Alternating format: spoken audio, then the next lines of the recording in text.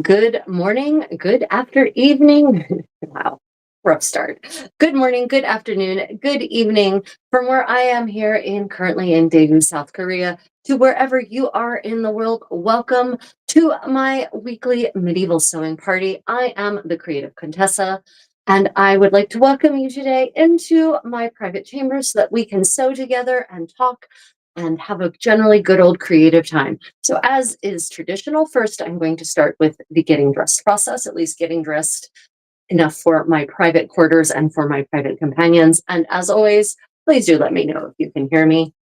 So I have been reading some really fascinating texts these last couple of weeks, new books that I added to my personal private library. Among them are The Medieval Home Companion, which is a selective translation of the Ménagier de Paris, The Goodman of Paris. And I have been learning so much more about medieval daily life, about running a medieval household, all sorts of tips and tricks involving food and wine and cooking over fire. This book has been really revolutionary. So I have lots of things to talk about with you today. Okay. Susan, just let me know if you can hear me.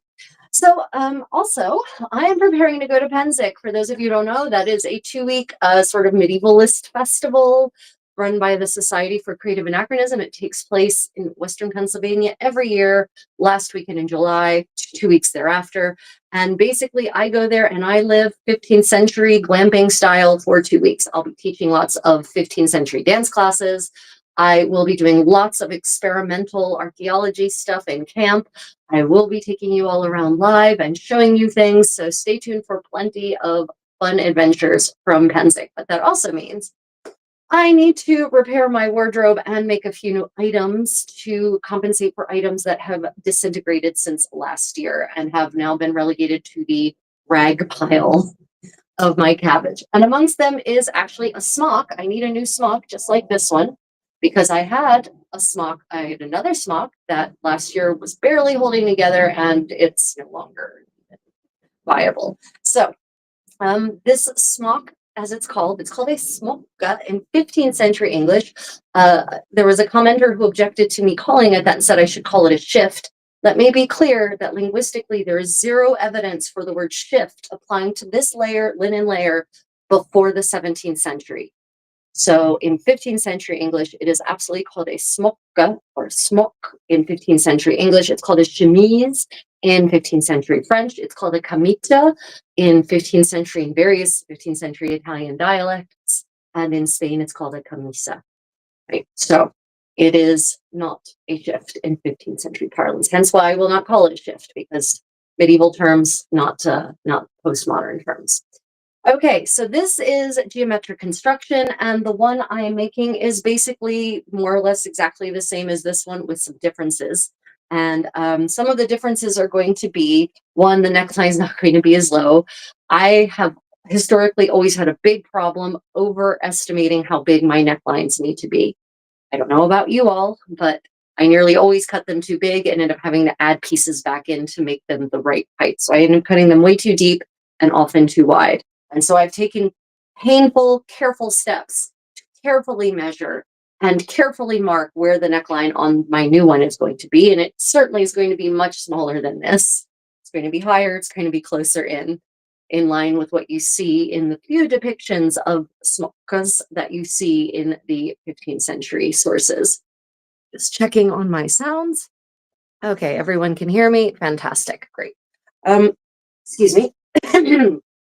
It is full monsoon here in Korea. I'm so happy. As you all know, or maybe you don't know, in a monsoon season, in a monsoon place, if it's not raining, it just gets brutally hot and humid. So thankfully, it is raining today. Unfortunately, that means it's rather dark because the skies are covered with heaven's glorious clouds, and there's glorious rain falling to cast upon the earth a veil of peace and beauty, but unfortunately, it also suffuses the light. So I've had to resort to my ring light, hence why the light is a little strange in here. I'm sorry, but the overhead light is absolutely not tenable for this application. It makes me look really strange and scary. So this is the first layer, the smock. This is the layer that should go against the skin. And some of you have made some really great comments about the smock and talking about the layers that historical people used to wear. Your comments were all very reasonable. I can't believe so people used to wear so many layers. I can't believe how were they not hot all the time.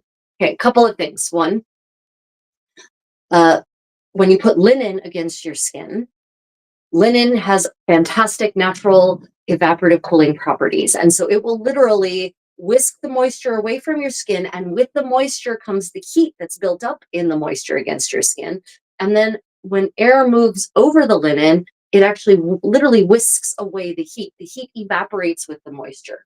So you obviously could have a really heavy linen smock, and then it might not be so great because it's so heavy that the evaporative cooling isn't as effective. But for summer wear, they absolutely have very, very fine linen. And we know that medieval in the 15th century, they were so capable of weaving insanely fine linen. Linen so fine that it's translucent, right? We've lost that ability. It's almost impossible to find that now. But they used to have linen voile, which means veil, by the way. They used to have that back in the 15th century. So you could have very, very light, fine garments, undergarments for summer to keep you cool. They also had the over fabrics aren't all going to be boiled wool and silk velvet, not even in the summer, right? You have different weights of fabric in the 15th century and other periods of the Middle Ages for different seasons. But also, I have to remind people that right now the world is getting warmer everywhere. Summers are getting hotter. Winters are also, by extension, getting more extreme and colder. So we're getting more extreme in our weather range, our temperature ranges. But from starting in about the mid 14th century, right about the time of the Black Death, Europe and Asia start entering the Little Ice Age. And so by the 15th century, especially the end of the 15th century, we're almost full on into it and things are getting colder. So people are actually needing to wear more in order to stay warm. And you can also see this in the expense accounts that talk about the layers that people are purchasing and also that they're increasingly lining them in fur. So it was a different kind of climate back then. But also people were just accustomed to wearing layers because actually when you wear layers, you get a layered insulating effect that, especially you don't want the sun just beating down on your bare skin. I don't know. Modern people seem to think if they wear shorts that cover 2 inches of their butts and legs and tank tops that cover almost nothing on their torsos and just let the sun stream down on them, that they'll be cooler. No, look at how desert people live, people. The more the sun touches your skin, the hotter you're going to be. So you want reflective, breathable fabrics that reflect away the sunlight and the heat, that prevent the sun from actually heating your skin up correctly. So, okay, rant off, smock, here we go. And I'm sorry, because of the ring light, I can't actually read the comments, so I have to actually get close past the line. Okay, questions about the smocka, as it is definitely absolutely 100 million% called in 15th century sources. And I know I don't often say make unequivocal statements such as that, but in this case, I'm absolutely sticking with the evidence. There's no room for debate here. Okay, so the thing after wearing this for this one is a couple of years old. I guess I finished this, actually, this isn't that old. I've only had it for 2 years. The cuffs are already getting really grungy. So I am going to be, at some point, probably not in time for this Penszik, I'm going to be trimming the grungy part of the cuff off and attaching a clean cuff. And it's interesting because we have no evidence of that being a practice, but I say we have no evidence, and I should clarify that, or maybe provide you with some more information in saying that we don't have any complete smocks from the 15th century, not a single complete one. We have a bunch of pieces of smocks from Schloss Langberg in Austria, but I mean, like some pieces of sleeves, some parts of collars, maybe some pieces from the body. Nothing that's even recognizable to the naked eye as being a smock, right? Not the naked eye, to the average casual viewer, right? It takes an archaeologist or a living historian to look at these fragments and say, oh yeah, that's a smock. So we don't know. It could well be that it was the practice to, when your cuffs got too grungy for even cleaning, that you would cut off the grungy part and attach a nice fresh white part, right? Because you don't want grunge to be seen. Medieval people were fastidious about cleanliness. And we will be addressing that in a medieval myth busting coming up this next season August or September, where we talk about bathing and cleanliness and show you all the evidence for how medieval people really cared deeply about clean bodies and clean clothing. So, it could be, for instance, that when that in the expense accounts, and we have bills for repairs, for clothing repairs, those repairs could possibly include just cutting off the dirty part of your smock, the permanently stained part of your smock, and replacing it with a nice fresh white part. And that might just have been included under the heading of mending. So, that's why sometimes the evidence might not be there. And that's why living history, people like me who actually live in these clothes, do medieval activities in these clothes for protracted periods of time, can really provide insight where our usual sources of archaeology, documentary evidence, and visual evidence might fall short. Yeah. Okay. Comments or questions? Thank you for explaining and showing how you do your arms eye gores. Oh yeah, the long gores. Yeah, these I have to say now. I'm going to, for those who don't know what my dearest Takeda is talking about, this is my own construction method for the smock. It's conjectural because, again, as I said, we have no fully extant, or even extant enough for this part of the body to know how they were constructed. But I'm really good at looking at visual evidence and figuring out what shapes can go together to make that look. And considering that the pieces of smocks we do have extant from the 15th, 14th, 15th, and 16th century are all geometric construction, I looked at the visual evidence of the smocka in 15th century France, England, and Flanders, and I noticed the shaping that you see here, and I said, that's got to be from long gores. That's the only way you're going to get that shaping, because it can't be, these are not fitted enough to lace. And, you don't really want to waste something like linen, especially the Holland cloth, which is really expensive. And so, going with geometric construction allows you to minimize waste and still get the shape you want. So that's why I went with the long gores. And also the long gores, as you can see here, I have pretty good range of motion, right? You'll notice I'm holding this down at my waist so that you can see that even though the smock doesn't slide up, I can still lift my arm basically straight up. Okay. Yeah. Okay. Questions or comments? Let me see. I love learning these things with you and think it is so cool that you are able to represent medieval life in this way. How did you get so knowledgeable? Any recommendations on books or places to start? Okay, Zombie, that is a great question. And it's one I've been getting a lot these last couple of weeks. So it's a very fair question. Thank you for asking it here. So, I've been going down this journey of historic exploration for 30 years at this point. Yeah, a little more than 30 years, actually, 31 years at this point. And, I wish that when I had started my living history adventure back then, there had been the kind of information available that is now available. Digital resources, books that have been published, papers that have been published, discoveries, archaeological discoveries.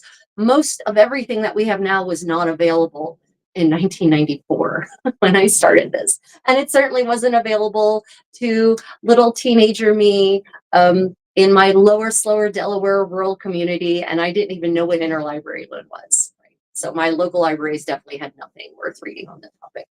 But that being said, here's where I generally start.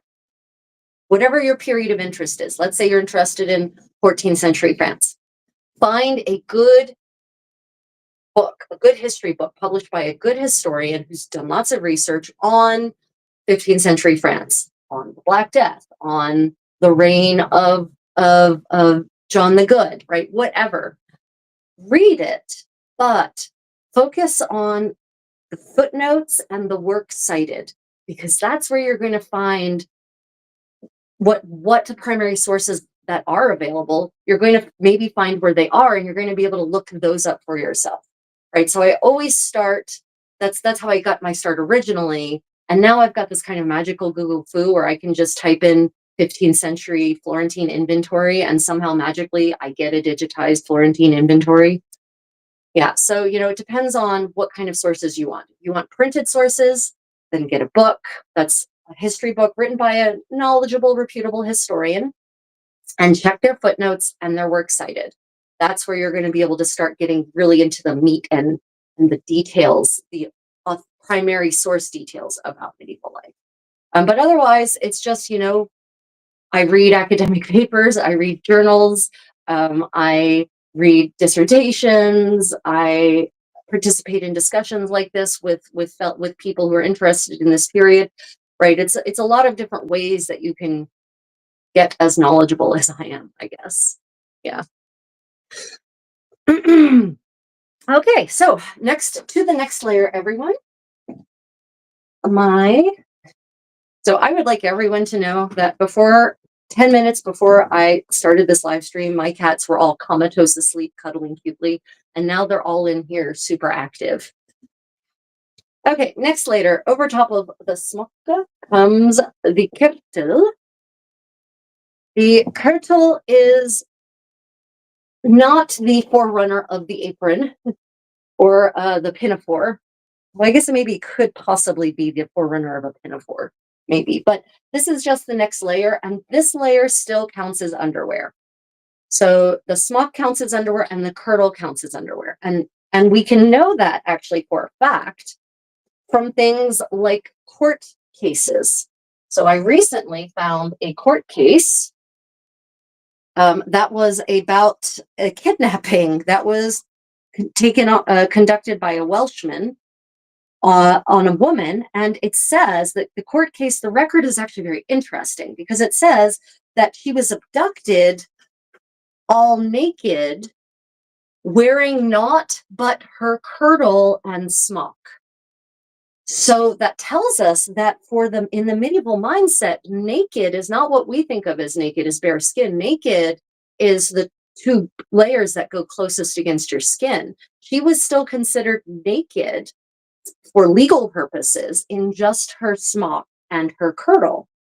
And more than that, in addition to the sources like criminal records, there's this fascinating travel blog written by a Catalonian viscount who goes on pilgrimage to Ireland. He goes to St. Patrick's Purgatory, and he ends up visiting the court of what he calls King O'Neill in the 1390s, and he comments on the way people are dressed, and he talks about them being strangely naked, but then he talks about the clothing they're wearing.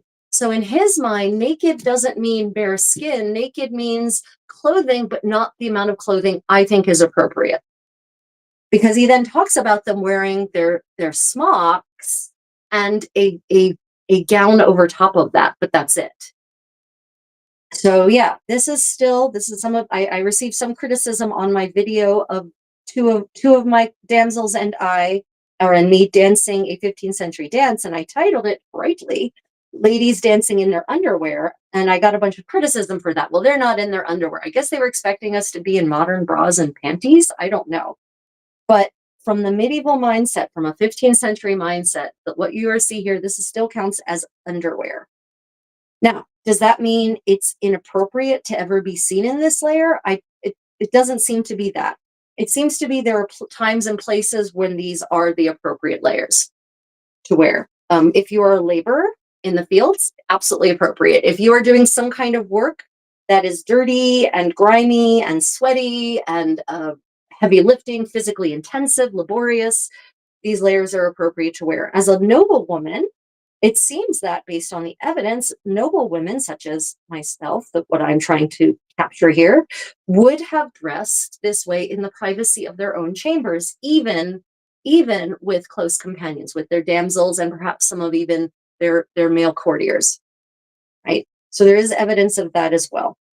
So this is as dressed as I'm getting today. One, I don't have time to put on the other layers, and I don't have the assistance that makes it much easier to put on the other layers. Because over top of this should come a gona, the gown, as we might say in the modern pronunciation, the overdress that in my case has a big train and is really fitted and has a turn back collar. It's beautiful, but it's also not easy to put on alone. And also this little apartment that I currently occupy isn't necessarily big enough for this gown, any of my gowns. The trains are just too long. Oops, missed a hole. Okay, coming to the comments.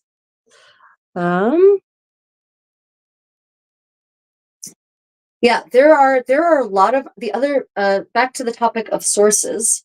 there are many sources now that have been primary sources that have been digitized. So some of you might not know that back in the 19th century, there were across Europe, a lot of the aristocracy and the wealthy merchants, they actually took an interest, Neo-Gothic era. They took this intense interest in medieval history, and they started going to archives and libraries and looking at manuscripts and transcribing and sometimes translating them and then publishing them back in the 19th century.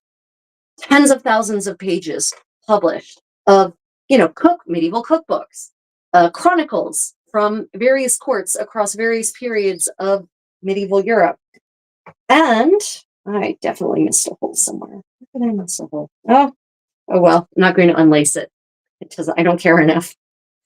And so those books were published back in the 19th century, and now many of those books published by those antiquarians have been digitized and made freely available on sources like internetarchive.org. Internetarchive, one word, .org. Amazing resource. Absolutely amazing resource. So many of the sources I have in print, because I bought reprinted editions of those books. So many of them are also on internetarchive.org now. The household expense accounts of John Howard, the Duke of Norfolk, the Treasury, the Scottish Royal Treasury expense accounts from the 15th century are available there. So many sources that were once only in print have now been digitized. So it's getting so much easier to explore these things than it once was. Also, because these books were printed back in the 19th century, they're now out of copyright.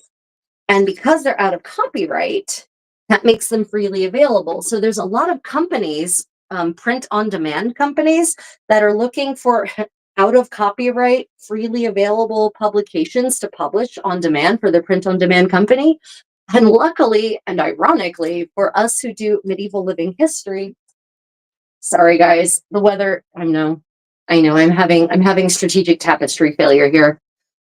Anyway, because those books, those transcribed and translated primary sources about medieval life are now out of copyright, they're freely available. So these print-on-demand companies now make them available for crazy affordable prices. So, for my medieval story time with the Contessa, my Book of Nurture by John Russell, that's one of those print-on-demand, reprinted 19th century antiquarian transcriptions, translations of 15th century etiquette manuals. So now you can get them freshly reprinted on, without being deteriorated or moth-eaten or whatever, for very reasonable prices. Yeah, so that's why a lot of those books are now coming available unexpectedly on places like Amazon. Although I boycotted Amazon a long time ago, I try to only shop at places like Biblio or A-Books or whatnot. Okay, question. Are there any sources we should avoid or be cautious of? Vegan. Yeah, that's a great question. Thank you for asking. It's almost as though you read my mind. So, the problem with a lot of costume books, history of costume books, especially the Victorian ones, they contain redrawings. What I mean is that someone has looked at an original painting or illumination miniature, and they have redrawn it to then print it. Especially back in the 19th century, because they couldn't just print photographs in their books. Unfortunately, those redrawings are the artist's interpretation of the thing they're seeing, and nearly always those interpretations are incorrect. So you have to be for costuming specifically, you have to be very careful about sources that use redrawings to depict clothing and make their point. And also, when it comes to art, another dangerous thing is that you have to look out for posthumous paintings. There's a whole lot of dangers for art, and we can definitely delve into that. Oh my gosh, thank you, Jim. That's super, super kind of you. Martello and Mathieu, hello. Lovely to see you both. Yeah, so the problem is that a lot of, especially for monarchs and queens and kings and princes and princesses, often starting in about the 15th century and especially heavily in the 16th century, very much in the 16th century, monarchs start commissioning portraits of their ancestors. And so because they're trying to demonstrate visually by plastering their court with these portraits their lineage, their heritage, their right to be ruled based on this long bloodline. And so they want the visual of that, and the visual source for that is going to be portraits. So in the 16th century, suddenly there's a portrait of Charlemagne. Okay, but portraits weren't a thing in the era of Charlemagne. So that's a 16th century artist who just fantasized, imagined up how Charlemagne probably looked and then made a painting of him. But that is not how Charlemagne either looked or dressed or any accessories he wore or anything. So you have to always know your art. Know if it's a posthumous painting, because if it's posthumous, it's going to be wrong. The clothing will be wrong. Okay. You're welcome. But I do plan on I'm going to do a live presentation on the dangers of art. It's probably look for that in September, I'm thinking at this point. And it's going to, I'm going to basically have a bunch of on kitties. Why? They were about to knock my bentwood sewing box over because they're play fighting. Anyway, so I'll include a bunch of really common pictures that people like to use for interpreting clothing. And we'll go through the pictures. We'll talk about the symbolism, the allegory. I'll talk about why it's dangerous. And so my goal is to try to help you learn to train your own eye, to recognize for yourself if a piece of art is representative or not representative. So that's my goal in that live stream. So I think that's probably going to be in September. I'm excited about that one because part of my education is art history. Like I actually studied this as part of my university studies in Europe, in Spain and France and Italy and Germany. So I actually have some actual accredited knowledge in this field. And so I plan on sharing that with you all. And you all can yourself look at any given illumination and say, Feast of Herod, Salome is not dressed like a regular woman, right? Okay. And the piece of bling that triggers the most people, my collar. Now, I had some questions about this collar. This is a replica of the collar worn by Maria Portinari in two portraits. In her engagement portrait, when she was still Maria Baroncelli, and then, which was by Hans Memling. And then probably 10 years later, probably about 10 years later, a altarpiece by Hugo van der Goes that is in the Uffizi Gallery currently. And so we know she owned this for a very long time. And the reason this triggers people is because I decided to put it on with just my kirtle. And I had one person comment, that's a very special piece of jewelry. It would only ever be worn on rare special occasions. To which I say, what's the evidence for that interpretation of how often jewelry would be worn? Now, here's an interesting thing I found because someone also asked what this is called. And in 15th century English, it is called a collar. And that is spelled at least 7 different ways. C-O-L-A-R, C-O-L-L-A-R, C-O-L-E-R, C-O-L-L-E-R, C-O-L-E-R-E. And I think there's one with a Y in there as well that I saw. Just to name a few of the wonderfully fun 15th century orthographical approaches to the word collar. So when I went and checked the Middle English Dictionary, by the way, fantastic resource, Middle English Dictionary operated by the University of Michigan.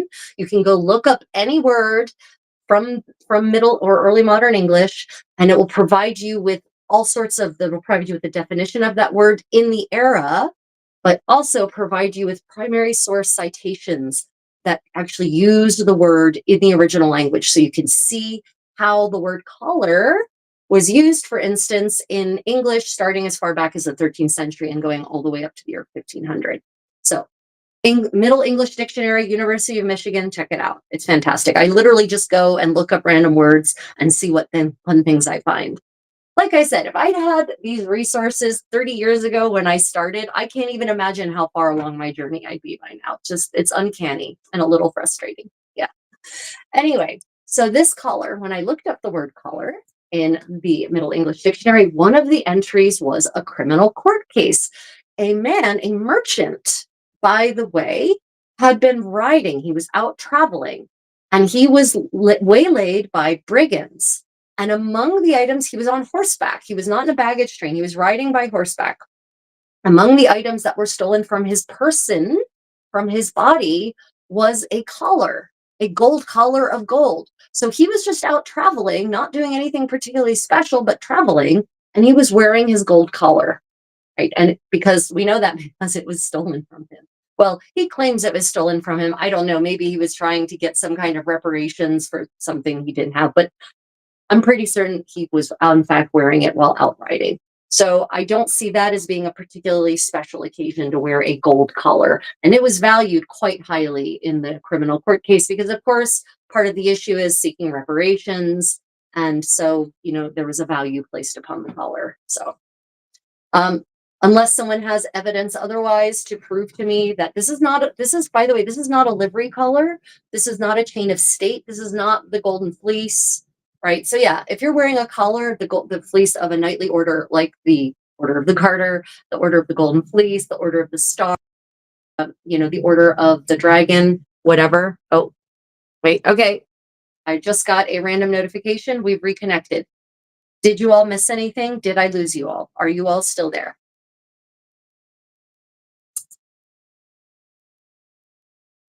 Just checking. Yeah. So are we back? Are we back, everyone? Let me know if we're back. Okay, so yeah, the collar, this is not a livery collar. I was talking about knightly orders, right? Obviously, it seems that perhaps one should only wear collars for those of office when you're actually, carrying out the office. This is not a collar of office. This is just a collar. Yeah.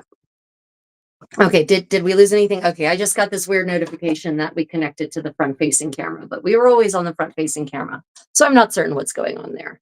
Okay, comments. How familiar are you with Juan de Pareja? I don't re-art how familiar I'm with Juan de Pareja. That's not a name I actually know. Was he one of Isabella the Catholic's court painters? Why were ermines so prominent back then? Okay, yeah.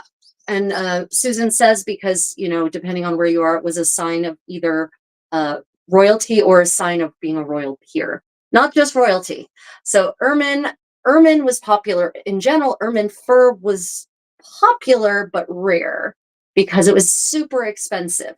Ermines did not just randomly inhabit Western Europe. So they had to be imported.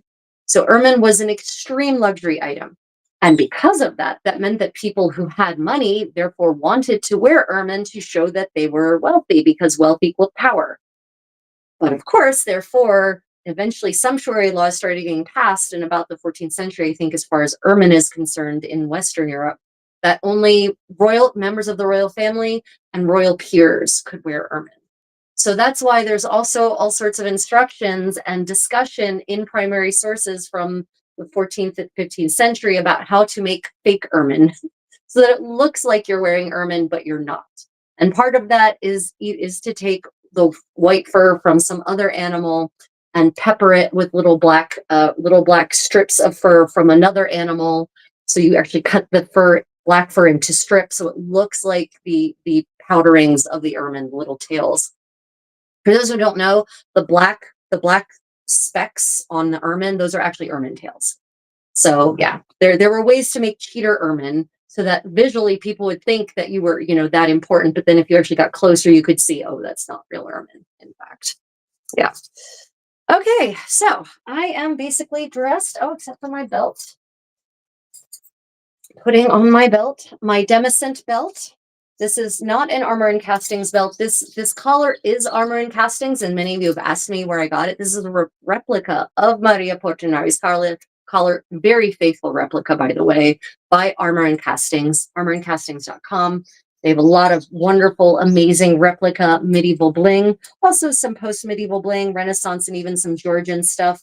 I believe they also have some ancient Roman items as well. They've expanded, but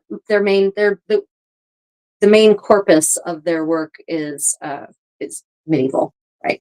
So this is a demescent belt, and Armor and Castings does have plenty of these, but I bought this from a Polish merchant at Egmont, France, at a Battle of Nations event in 2013. And the nice thing about a demescent belt is that it's completely adjustable. It doesn't have a buckle, it has a hook and chain, right? And so this means that depending on how high I want the belt to sit or how low I want the belt to sit, it's completely adjustable. Also, if I'm going through cycles of pregnancy or not pregnancy and my hips are getting narrower and wider with that cycle, then I have complete flexibility about adjusting this belt. So in many ways, I definitely prefer this over a buckle belt. Yeah. Okay, Moorish slave of Velasquez, whom it was thought Velasquez encouraged his art. Oh, 17th century, right, okay, got it.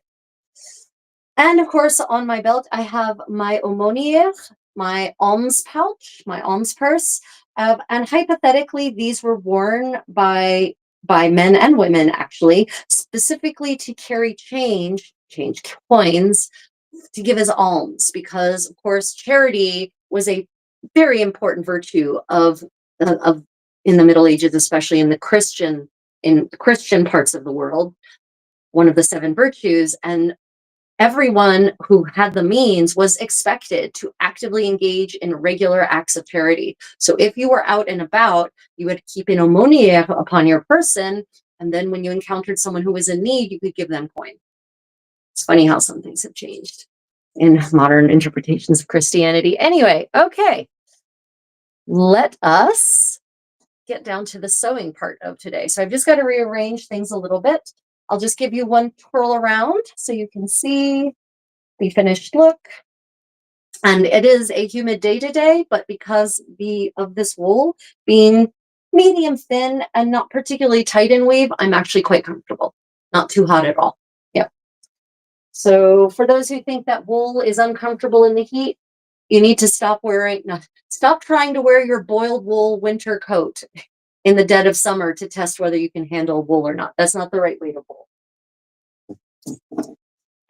Just going to apologize in advance for the moving forward of the camera. So we can now assume a sitting position. Bring the light forward, since otherwise I won't be able to actually see what I'm doing. And again, I apologize. The tapestry does not want to stay up today. The cats roughhoused with it. Of course they did. The cats roughhoused with it last night. And so now it doesn't want to stay up anymore. So I'm going to have to do something else. I'm not allowed to just put nails in the walls in this place. You know, they get really upset if you put poke holes in your vacation rental. So yeah, I can't do the usual things I would do to properly secure a tapestry. So I will try to stay in this corner of the space so it looks less egregious. I apologize for that, everyone. So what is everyone working on today? As I said, I am working on my new smock, and I'm very excited about it. I'm very excited about it. I've got a bunch of pieces. Let me show you what I've already got together. I have already laid out, I've already assembled the side gores, which I basically cut for my the long gores, the gores in the skirt. So I guess I should have pointed that out while I was still wearing just the smock. There are 4 gores in my smocks, 2 on the sides, 1 on each side, 1 in front, 1 in back. And I basically end up cutting them out as a rectangle that I then just cut a diagonal line through to minimize waste. That means that 2 of them will have a fold where I don't have to do any extra sewing, and 2 of them will then have a center seam to connect the 2 triangles like this. So you can see center seam. So I still have to finish this. I've done the stitching already. So if you look at extant garments that we have from the Middle Ages, if you look at how they're constructed, what kinds of stitches are done, what kind of seams are done, the general practice seems to be, in most cases, that the skirt seams, the long seams that aren't under any kind of lateral pressure, seem to be made with running stitches. And then in the body, where you have, more pressure because you're flexing, you're moving, right? Maybe it's tightly buttoned or tightly laced, so maybe you're pulling a little bit against it. Then here we have back stitches. And sometimes you might see a combination on something I call a running back stitch, which I think is also called a half back stitch or a semi back stitch. So because this is a smock and this is the skirt piece, I have absolutely done a running stitch here. But I've also done a running stitch because I'm going to finish the seam by felling it. I'm going to fell the seam. So to fell a seam means, in this case, I actually put the seam to one side like this, and then you can either you can fell it like that and just stitch it down, or in this case, I turn it under so that you end up with a finished edge. And I can show you a finished felled seam. Hold on a minute, right here on the shoulders. Got a felled seam in the shoulders as well. So I definitely put felled seams in my shoulders, right? So that is a felled seam. Not split and felled, but everything together and then felled to one side. And that's finished off with blind stitches. So yeah, I just have to fell the seams then on this. And see, the thing is, once you fell the seam, once you do that felling, then the strength of the seam, the main seam, the first seam is less important because now you folded it over and you've added a whole other layer of stitching. So it's even less necessary to do perfect tight running back stitches on long seams like these. Okay, let me see. My grandma always used flat felled seams on her shouldered seams. Yep, it's great. But so what's interesting is I really do wish that we had more of these in extant versions, especially the ones that don't have a gathered neckline, that are flat, that have a flat neckline like this one, especially around the shoulders, because what I've noticed over the years is that they wear away. The shoulder area in particular takes a lot of damage because you've got a gown going over top of it, and there's a lot of movement here, right? And so the smock wears away there. In historical Korean garments, which have survived much better in general than historic European garments have, in this exact era, they didn't have linen; they had a fabric called rami, which is nettle cloth. In this exact era, the underlayer, it's called a joksam, joksam, their version of the smock. It actually only went to the waist, and then you had a separate lower thing for your lower body called a dansokot. But anyway, on the joksam, they actually have reinforcement in the shoulders. There's actually rectangular patches on both sides going over the shoulders to just automatically reinforce that area of wear and tear from the very get-go. And the same reinforcement occurs in some of the upper layers as well on the jogori. So I've always wondered, well, I wonder if they actually did that in medieval Europe, and we just don't know because we don't have complete smocks of this kind. The ones that we do have that are complete are 16th century, and they have lots of smocking. They have lots of cartridge pleating. And once you have cartridge pleating, it doesn't wear out the same way at all in the shoulders as when it's just a single layer of linen flat against your shoulders getting rubbed down. So I'm actually seriously thinking this time of just absolutely going ahead and putting in reinforcement around the shoulders because I know that's where it's going to wear out anyway. So why not just start that way so that it's the reinforcing patch that takes the wear and tear. And then I can just replace the reinforcing patch instead of having to patch up the main body of the fabric. So that's where I'm headed in that direction. Again, that would be conjectural based on what I know about historic Korean garments from this era, and not based on any particular evidence we actually, and the way my garments, my reproduction European garments have worn down, not based on any source that necessarily gives me more information from the 15th century. But I feel like that's pretty reasonable. Medieval Europeans were smart. they knew, they understood about, not just giving in to the damage, as it were, and preventative steps. So yeah. Oh, Susan, you're reading Dr. Kim's Dress History of Korea. How is it? Are you enjoying it? So for those of you who don't know, and you might hear me increasingly talking about historic Korean garments, because I'm about to embark on I've already started actually. I'm embarking on an amazing research project into medieval Korean clothing, sort of Sheila era all the way through to mid-Joseon. And I'm collaborating with one of the world's renowned experts on historical Korean garments, Minji Kim. And I am going to actually be going in November, if everything goes according to plan, from November, December, and January, I'm going to get to go around Korea and actually handle and touch historic Korean garments to examine them for how they seem to be put together, order of operations, so I can hopefully reconstruct them in the correct order.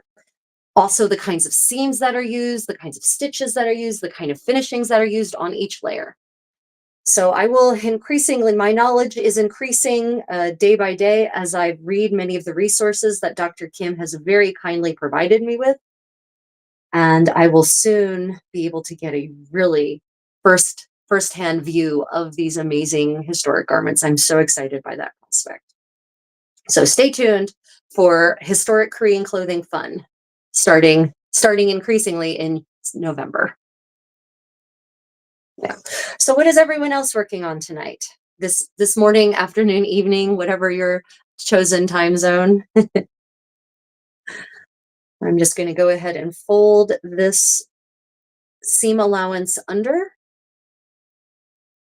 Remember also, if you're working with white linen, white silk, any white, make sure to wash your hands before you do so, because even if you're not necessarily digging around in the dirt, your fingers have oils on them, and those oils attract and catch all the detritus in the air, all the tiny, what is actually in some cases is not visible to the naked eye, sort of dust and grime that's just on everything in general. And then you will transfer that oil or dirt infused oil onto your garments, onto your thread, onto the fabric, and it will show up as being grimy. So how do I know this? Go ahead and ask me. Yes, I know from firsthand experience doing a detailed white work, for instance, and discovering to my dismay that because I wasn't washing my fingers religiously and because I was doing the white work out and about on trains and whatnot, that my white work was turning into gross gray work. So always wash your fingers before you start working with white fabric. Now, granted, you should probably do that before you start any sewing, because even if you can't see the oily grime will be there and it can eventually impact the texture of your textiles. Yeah. Have I ever been to a castle? Uh, Pusteblume, ich wohnte mal ja in Deutschland. Das weißt du ja, oder? Yeah, so I've been to many castles. I've done lots of living history in castles. I have taught 15th century dance in castles. I have encamped in castles.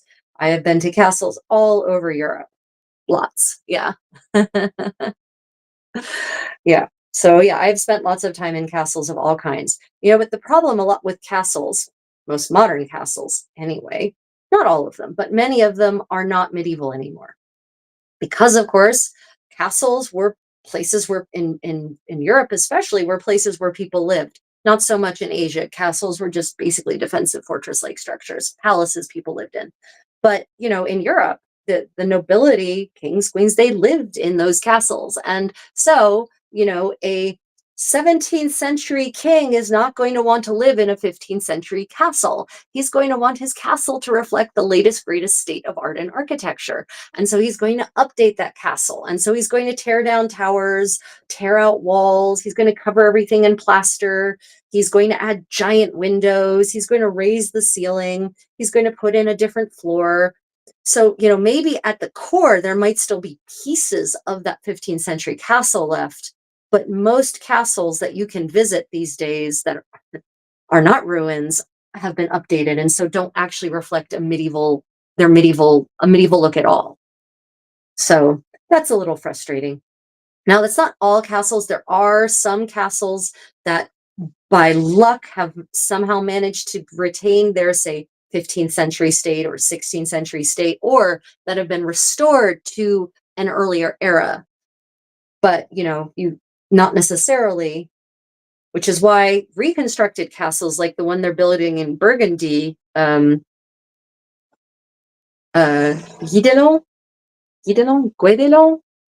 Darn it, the name just flew out of my head. It's either Guédelon or Guédelon Castle in Burgundy. Yeah, that one is actually, well, is actually a 13th century castle, as it would have been in the 13th century. That's why projects like that are so fantastic. And for us reenactors and practitioners of living history, having access to spaces like that for our events is absolutely magical. Yeah, Hampton Court is exactly a really prime example of a pastille, a pastille of a palace, right? There's a Tudor part of it, there's a Georgian part of, or a Stuart part of it, there's a Georgian part of it.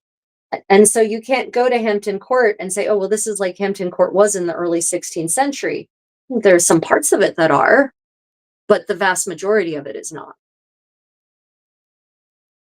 And you just kind of have to know that. And I guess, does it matter? Well, it matters to me. When I go to any space, any historic space, I feel an absolute overwhelming urge to know the origin, the era to which any given part dates. I don't know why it matters to me, but it does. I don't want to live under some delusion. If I go to Tangdokgung, one of the main palaces in Seoul, I don't want to be in a section and think, oh, this is the way it was when the palace was built in 1406, and then find out, no, that's in fact not true. I want to know, oh, this building was built actually in 1726 after lightning struck and burnt down half of the complex, right? I don't know why it matters, but it matters. I guess it matters because one of the reasons I do this whole living history thing is to get closer to any given period of the past at a very hands-on, visceral, three-dimensional level. And so if I'm misinformed about a space, then my understanding of that era is then incorrect, and that makes me a little crazy. So does it matter in the grand scheme of the universe and survival and the great philosophy that is the understanding of the meaning of life? Maybe not, but it matters to me. Ramble off. And all that just from asking if I've been to a castle. Oh, goodness. Yeah. Does anyone have a favorite castle? I'm trying to think what my favorite castle. So it depends on what you define as a castle, right? So in other languages have more precise language to distinguish between different kinds of castles, right? French has chateau fort, for instance, a strong castle, which means the kind of castle most people think of when they think of a medieval castle. German has Burg and Schloss, right? And those are two different things. And so English doesn't, I mean, we don't really have that in modern English anyway. And I don't know so much if 15th century English, if there is a linguistic distinction between I guess palace, if you talk about a palace, and hypothetically a palace is not a castle, but then you think about the palace to the tower within the Tower of London, which is absolutely what most people would think of as a castle. So yeah, it's not necessarily as neat and tidy as we might like to think.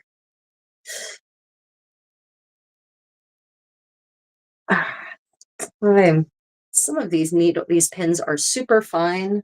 Some of them are not, and I end up putting them through my thumb when they're not as fine as they should be. Caerphilly Castle, Wales is the most castle-y castle in the world. Oh yeah, I have been to medieval living history events at Caerphilly Castle. Of course, I don't think they let people use them for that anymore. Absolutely, I agree with that assessment 100%. UK. Caerphilly Castle, it is definitely a medievally castle, and it's great for medieval feasts. uh, I've been to two there actually. Yeah, fantastic site for a lovely, lovely 15th century event or anything medieval. How do you stay warm in castles? That is a great question. So when people go to most medieval castles these days, even medieval castles, well, first off, medieval castle ruins give people the absolutely wrong impression of what a castle was like in the Middle Ages, because the plaster has completely worn away. And even a lot of not ruined medieval castles have had their plaster removed on the inside walls, and I don't know why that is. But medieval castles were plastered inside and out and painted inside and out. So just from the start, you've got insulation. There, it's not just stones where the wind whistles through it in the bitter night of winter. Right? So first off, yeah, plaster and paint. Step one. Step two for keeping warm in a castle: tapestries and or other wall hangings made of cloth. Cover the whole chambers in them. They really did. They would literally put up wall hangings that would basically swaddle the entire chamber in yet another insulating layer. So tapestries are just the most expensive, like this one. Tapestries are just the most expensive expression of that kind of insulation, but not the only kind. There were painted wall hangings, lower people lower on the socioeconomic ladder who still had some disposable money, but not tapestry disposable money. They would actually commission painted wall hangings that depicted scenes like this, but painted. Or embroidered wall hangings are not on the lower end of the socioeconomic spectrum. That's also on the upper end. But yeah, so you put up wall hangings. And so that's another way to stay warm. And then, of course, people dressed for the weather back then, which is another reason that medieval people were comfortable wearing all of those layers and fur-lined gowns in the winter, especially even when inside, because yes, even with the plaster and the paint and your wall hangings, it's still not going to be the same as if you have central heating. So people therefore dressed warmly. And that's why medieval clothes make a lot of sense if you actually wear them in the right spaces. So yeah, that's how people stay warm in castles. First off, castles weren't as cold as people think they were because they're nothing like the modern versions. And second off, they just wore more layers of clothes. But that's also why cloaks, especially by the time you're getting into the Little Ice Age, if you'll notice, people aren't often depicted in domestic scenes, or never depicted in domestic scenes wearing cloaks, right? If you see in the 15th century a scene depicting women sewing together, for instance, or doing some kind of crafty thing, one person is reading, the other ladies are doing something crafty, and they're near the fire. But if you'll notice, they're not wearing cloaks, because cloaks are inconvenient for actually accomplishing anything and doing daily domestic tasks. So instead, by the 15th century, the layers of garments that they're wearing are what they're using to stay warm. So you have fur-lined gowns, in some cases fur-lined kirtles. You have fur-lined stomachers. That would be the panel that would go over the lacing here and under the gown. That's fur-lined in some cases. You would even have what in the 16th century is called a golar. But it's like this, it's this fitted, like, short mini cloak cowl, basically, that goes over your shoulders and neck and covers what would be, in this case, see all this exposed skin? It would literally cover that all when I needed it to be covered to stay warm, but therefore my arms are still free. So you have to remember, to stay warm, you don't necessarily need to swaddle your whole body. To stay warm but conveniently warm, what's really important is your head needs to be covered. These upper parts of your bodies need to be covered, and your feet and your extremities need to be kept generally warm, and then and your torso, right? But you don't have to swaddle everything. Like your feet and your hands, but not necessarily your arms and your legs actually need to stay warm in order for you to feel warm. Let's see. Yeah, so that's how you stay warm in castles. Good question. Thank you. Everyone's been asking some pretty fantastic questions today, I have to say. And if you're watching, don't forget to like. If you're on a mobile device, if you tap the screen, that will actually double tap the screen, that will actually generate a like, as it were. So I've been reading through my Medieval Home Companion, as I mentioned earlier, and I've been learning some really interesting things lately. Amongst them, about medieval household management and cooking and all the kinds of things that a housewife would have been made in charge of handling. And as I said yesterday during our medieval story time, housewife conjures the absolute wrong idea. A medieval housewife, in quotes, is the head of basically a a working machine, a business. It's an enterprise, even if it's not aimed at generating profit, but sometimes they were.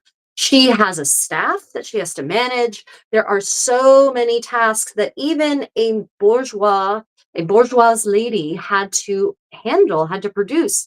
The household produced, a medieval household produced a lot of its own goods. They didn't just buy everything, right? So this medieval home companion has instructions on how to produce a very surprising range of items. One of the most surprising things I've read in there thus far are instructions for making replacement sand for your hourglass.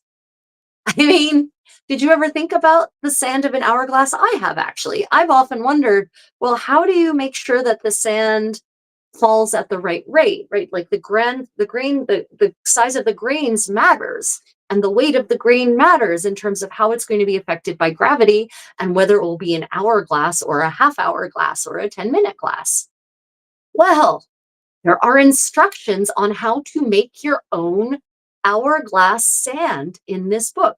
Pretty detailed, actually. And it talks about taking the instructions are pretty fascinating because it says, find the black marble that is often used for tombstones and procure the sand, the grit, the off-put, the marble dust, basically, that is the result of carving those stones. Like, wow, that's real specific.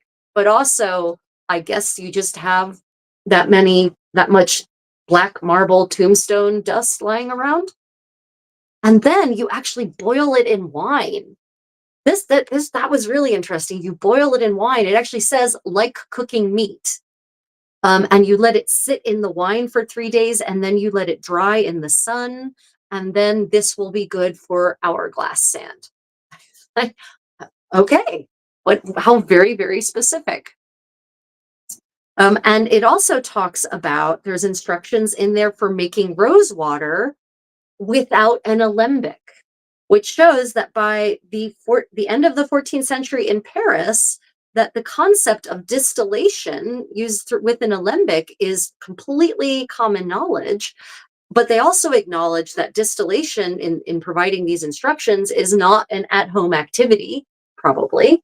And so here's a method of making rose water without distillation, because maybe you don't know, but true rose water is made from the hydrosol of the rose blossom, which is acquired by distilling rose petals, the oil from rose petals, right? So you actually literally create essential oil plus hydrosol, and that's what becomes your rose water.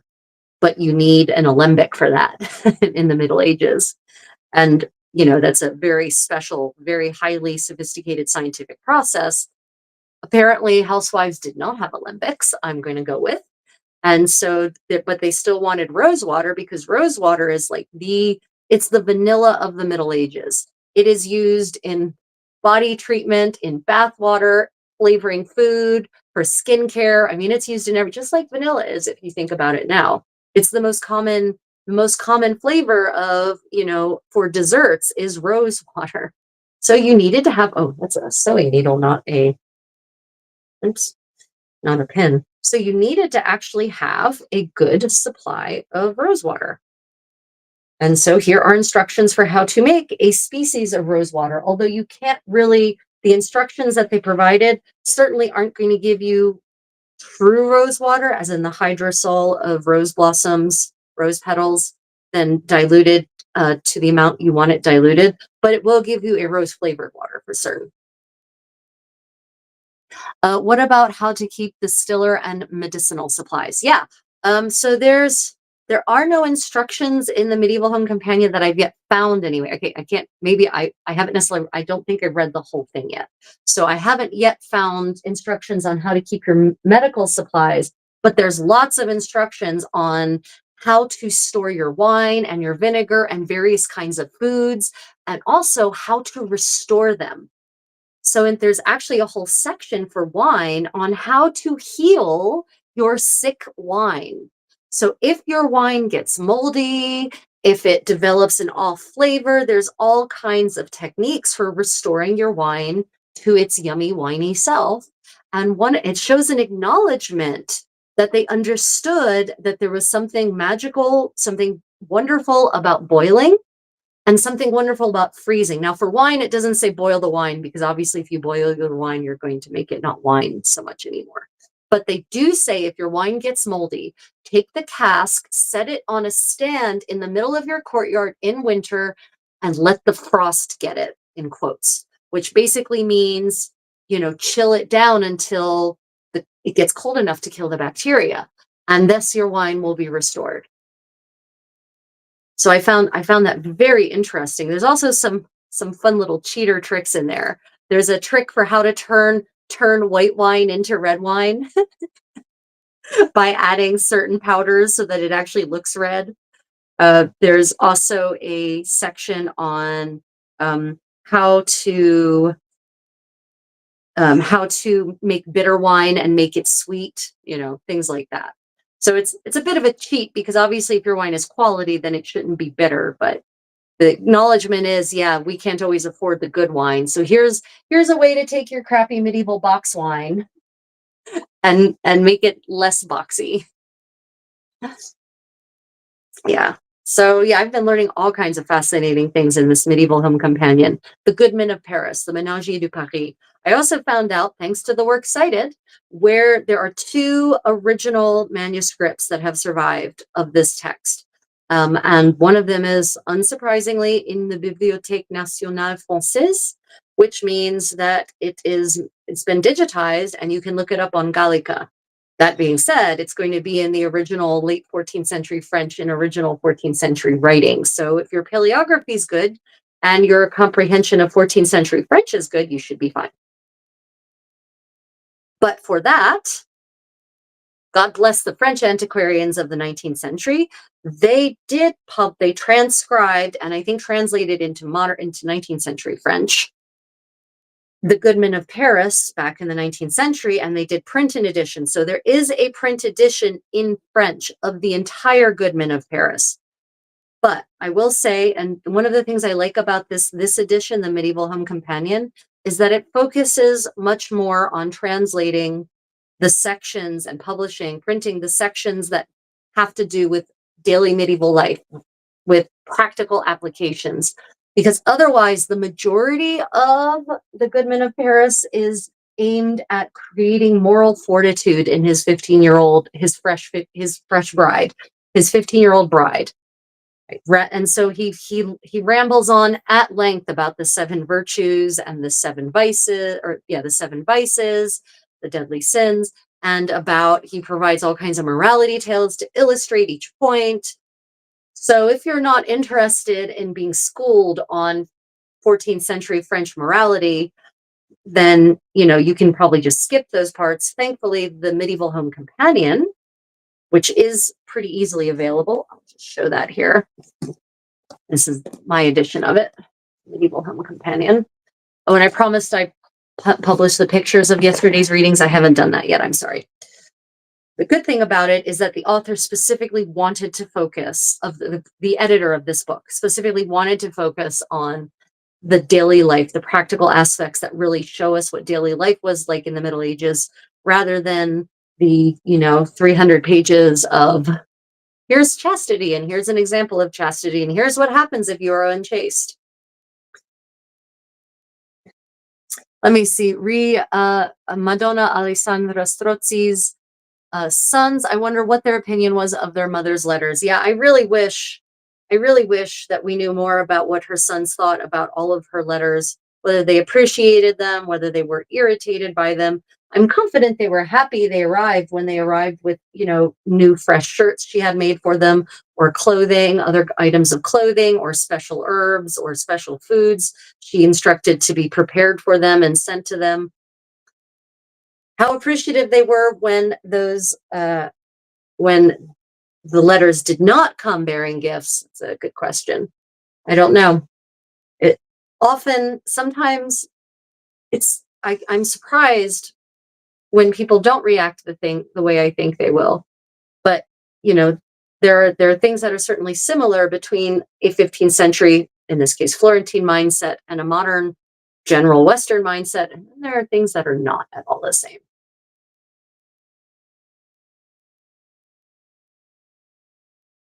Other interesting things from a medieval home companion: how to use medieval pots, how to cook with them. One of the first instructions, and for those of you who might be getting interested in trying out medieval cookery on medieval equipment, on a fire or coals, using a medieval pot, a long-handled medieval spoon, etc., pay heed to what I'm about to say. And this is what the Goodman of Paris says. He says, constantly stir the pot. Do not let it sit for too long or it will burn. And he's absolutely right. And especially in a clay pot, you have to stir pretty regularly. He also says, and this is really clever because I've done this myself. He says, if things are starting to stick to the bottom of the pot, stop stirring and transfer the contents to another pot. And the stop stirring part, for those of you who might have thought you could rescue that burnt stew by scraping the burnt off of the bottom while the stew is still in there, and then your stew is ruined because it tastes burnt, this will prevent that. So the second you notice that something is sticking to the bottom of your pot, he says, stop stirring, transfer it to another pot, and then obviously the stuff that's stuck, you just leave in the pot and scrub out. You don't stir that into your stew. He also has instructions on how to remove the burnt flavor from the stew, and it was something unexpected. It was not what I was expecting. It was adding something. I don't remember offhand, but he also talks about removing if your stew is too salty. He actually says to put in a piece of very, very white cloth, and he emphasizes very, very white cloth. Leave it in there for a certain amount of time and then pull it out, and thus the salt will be removed from the pot. I want to try that now. I want to do an experiment with that. And at first I thought, well, that's curious. Why would he care about the cloth being white? Then I thought about it. He says to boil it, right? So think about medieval cloth, think about medieval dye stuffs, think about what happens if you boil a plant dyed piece of fabric in your stew. Probably some of that dye stuff is going to come out into your stew. So hence you want a very, very white piece of fabric it's probably linen. I don't think it specifies linen, but I'm pretty certain he means linen. Hence why you want something that's very, very white, because that means it's very, very clean and very, very free of dye stuffs that could end up in your stew and end up flavoring your stew, possibly even. Yeah, I thought that was an interesting little tidbit. He also has a very sustainable approach to preparing ingredients for a meal that follows a technique I've been using for years. So he talks about grinding spices in a mortar and pestle. And also in the same mortar and pestle, you're supposed to grind your bread to thicken your stews and sauces. For those who don't know, bread was generally the thickener of choice for medieval stews and sauces, breadcrumbs. And what he says is, if you need to grind spices and bread for a thickener, first grind your spices in the mortar and pestle, and then grind your bread second, because then the bread will pick up the residue of the spices and none of your spices will be wasted or lost in your mortar, which I've been doing automatically for years. For instance, if I know I have to grind, if I know I have to use saffron in something and that the saffron is going to be soaking in a liquid to infuse the liquid with the saffrony goodness, then I will first grind the saffron in my mortar and I will add the liquid straight to the mortar so that the liquid gets all of the saffron residue and no saffron residue is lost. So I just loved that, something I kind of came up with on my own because I'm pathologically incapable of wasting things, was actually recommended and conceived of by a 14th century merchant. How fun is that? So yeah, if you have to grind spices and you have to grind another thing that will go with the spices, grind the spices first and then grind the second thing, and the second thing will pick up the spice residue, any of the spice left in your mortar, and therefore none will be wasted. Reduce, reuse, recycle. Sustainability for the win. Yet another way in which medieval practices can help us function better in the modern world be more responsible stewards of the planet and our resources, and waste less.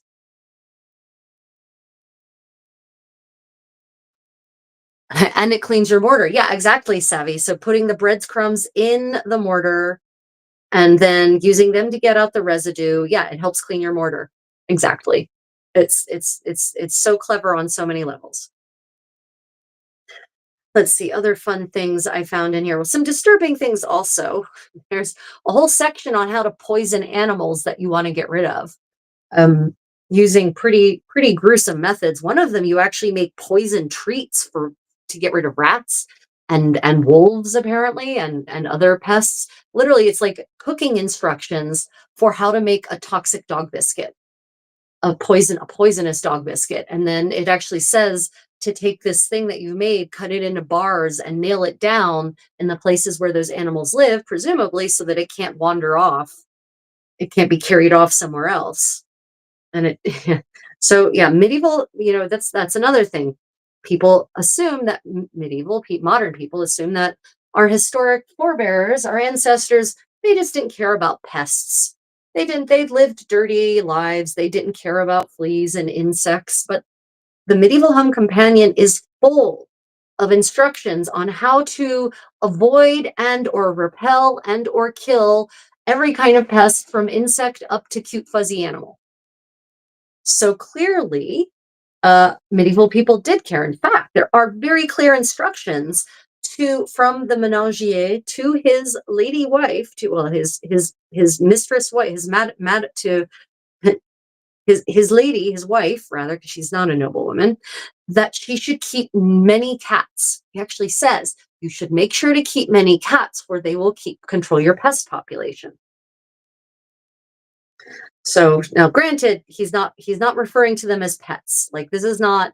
I have no evidence that they were treated in anything like the way that I treat my spoiled feline overlords. I don't mean to imply that, but it's still interesting how he talks about the essential role that cats play in keeping the pest population under control in a household and in a country estate, both. But I guess farmers get rid of pests even today. If you fight for every crumb, you need to preserve it instead of allowing animals to take it. Yeah, absolutely. And that's not, I don't, I definitely, if that sounded like a criticism of Ramanuji, I didn't mean that. Yeah, we definitely still use pesticides. I just wasn't, I guess, I wasn't expecting to find a detailed recipe for animal, for animal poison. Well, not just animals. Obviously, if a human ate it, they would die too, right? Yeah, it's not a criticism. For certain, I understand the need to keep the pests out of your food supply. And actually, for health reasons as well, because you don't want rat droppings literally poisoning your grain supply or your root vegetables or anything else where you store things and where rats can get and leave droppings, right? I totally get that. That is definitely not a criticism. But this is pretty poisonous. It involves things like arcanite and arsenic. So they were definitely not joking around. There was also there was one that was disturbing because it actually literally talked about its method of action was causing their bellies to swell until they burst. And that I didn't, that's just mean. That's just cruel. Definitely, I feel like arsenic is a less cruel way to eliminate a pest problem. On the pest repellent category, though, there's an interesting statement. He says that salted butter is good for repelling insects, that you should put it on your oxen and your horses. He says horses and cows covered in salted butter, the flies will stay away from them. Well, now I want to try that. Salted butter, specifically salted butter. Now I want to smear.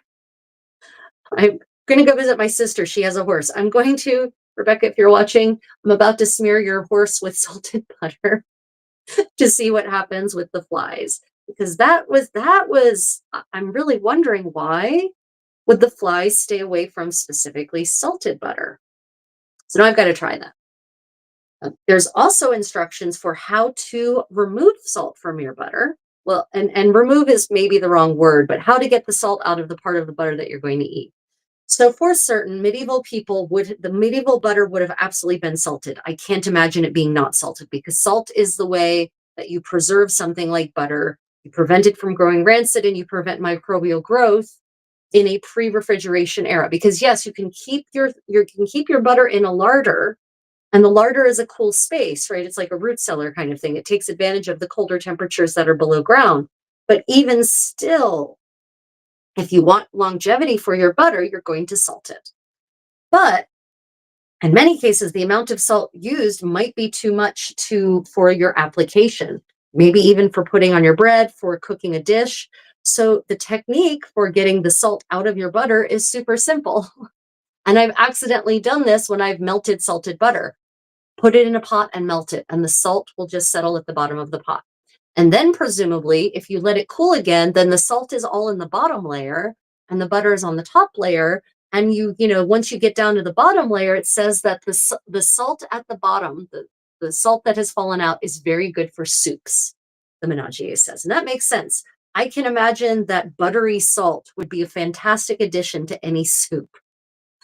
It might create an oily barrier to prevent them from getting to the skin. Oh, that's a good point, Savvy. So talking about recapping what that's no doubt in response to why salted butter would be a good way to repel insects. Maybe maybe an oily barrier prevents them from actually getting to the skin. That's a good point. I didn't think about that. I really do want to experiment. I really do want to experiment with that now and see if it actually has the effect of repelling insects. That would be fun. Of course, it doesn't say to put the butter on yourself to repel insects, presumably because medieval people did not actually expose very much of their skin. It was mostly covered in fabric, and you don't want to smear butter on your nice fabric. I'm going to go with that. Let me see, did I miss something? Yeah. And Savvy, your comment about that's why cats were domesticated in the first place. Yeah, but did we domesticate the cats? I kind of really lean towards the theory that cats domesticated themselves, and they convinced us that we needed them by demonstrating their value, that we do in fact need them. That's my view. I really feel like the cats domesticating themselves makes a lot more sense. Other fun things from the Menagier, other application instructions or tips that could actually be useful in the modern world. Let's see, actually marked a page because there was just so many things. It was just absolutely, my head was literally spinning. Oh, the burnt taste out of soup. That was interesting. Getting the burnt taste out of soup. So let's say that you're cooking and you scrape the pot more than you should, and the burnt part gets into the rest of the soup because you didn't listen to his first stricture about stop stirring the second it starts to stick and transfer your soup to a fresh pot. So now you have this burnt tasting soup. He says to take, and this, I've got to go back and look at the French. It's been translated as leaven, Leaven. He says to take leaven, tie it in a sachet, and put it in the soup and leave it there for a certain amount of time, and that will absorb the burnt flavor out. And I'm wondering if leaven is sourdough starter, is bread starter. I'm wondering if he's talking about a piece of pre-bread sourdough starter, right? So a little chewy chunk of it. And if that will remove the burn from the pot. I haven't had a chance to look further into what leaven means. If you have a different idea about what leaven might mean in the context of removing the burnt flavor from a soup, do let me know, because that really caught my attention. Savvy says about cat domestication, I think it's symbiotic. Yeah. Or did cats domesticate us? Have cats been bringing humans together selectively for millennia to make better cat servitors? I jest, but it's a fun thought anyway. That's what I think. It's sourdough starter. I'll use cornstarch to remove bits from cooking oil. Yeah, I think so, which is great because I have in my freezer a jar of sourdough starter that I can experiment with this on, because if anyone can make burnt soup, I can make burnt soup. No problem. Super easy. So I'll just get some soup. I'll burn it, and I'll put some of my starter in a sachet for the prescribed amount of time. And I'll be very interested to see if it actually fixes it. That would be fascinating. I might actually, I'm thinking about possibly doing some more experimental archaeology stuff at Penszik than I usually do this year, just because of kind of what's not happening or happening this year at Penszik. I've got my cooking pots and whatnot for the first time in a long time. And our campmates do have a fire, and I can absolutely actually start a sourdough starter there. No problem. Over 2 weeks, that's plenty of time to get one started on the ground. So I could even, start from the first level of infecting a flour water mixture with wild yeast that's just floating around, and then taking that and intentionally burning some soup, and then taking that freshly created starter and seeing if it actually removes the burnt flavor. That would be pretty fun. I would definitely do that as a live stream, although obviously maybe not for the whole amount of time it would take to remove the burn, but I would show you what I'm doing anyway.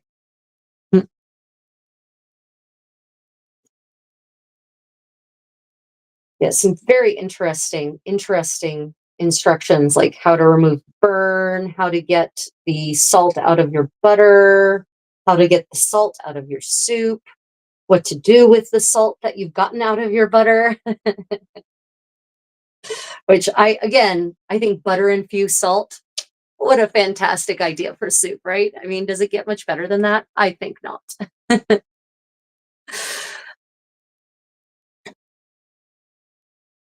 Did you think pasta dough, Susan? Is that what doro means? Is that a Portuguese word? Yeah, autocorrect for the loss. Yeah, I'm pretty certain the leaven must, I think I agree with Savvy that it must be sourdough starter. So now, if you have sourdough starter and your soup burns, then you can absolutely use your sourdough starter to remove the burnt flavor. Well, hypothetically, I guess. Oh, right. So on cooking techniques for cooking with a medieval pot, he actually says, and this is something I've learned as well, beans and peas and some pulses like that will not burn to your pot. They won't stick to your pot and therefore not burn if you do not let the wood with the fire actually touch the pot. So what he's saying there is make sure that it's far enough away from the fire that the pot is still getting heated, but that the wood itself does not touch your pot. And then apparently he acknowledges that the direct heat, the direct fire coming in contact with the pot will actually cause your pulses to stick to the pot. And if any of you have ever cooked something in a pan with a fire, the heat source directly on the pan, whether it's fire or a conduction stove, whatever, when the heat source of the heat directly touches your pan, it causes proteins to anneal to the proteins to anneal to the pan. Literally, the proteins bond with the heat. And that's what causes things to stick to the pan. So if you have something sticking to the pan like that, the way to get it to stop sticking is to remove the direct source of heat. Let it cool and it will come off. That's also why deglazing works, because you actually add a liquid that's much, much cooler than the surface, and that causes the bonds to break, those protein bonds to break.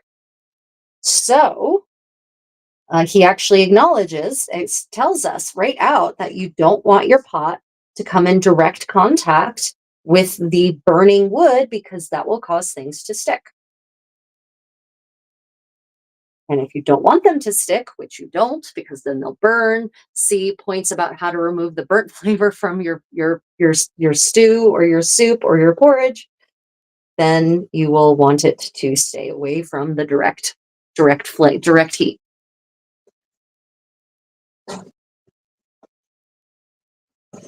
Oh yeah, sourdough starter can be a problem for if you don't constantly do baking, but thankfully you can freeze sourdough starter. Yes. So for those who think you can't, you can absolutely freeze sourdough starter and it will come right back to life, no problem. So if you don't do sourdough baking often enough to reasonably keep your sourdough monster fed, then freeze it. Put it into hibernation and bring it out of hibernation when you need it.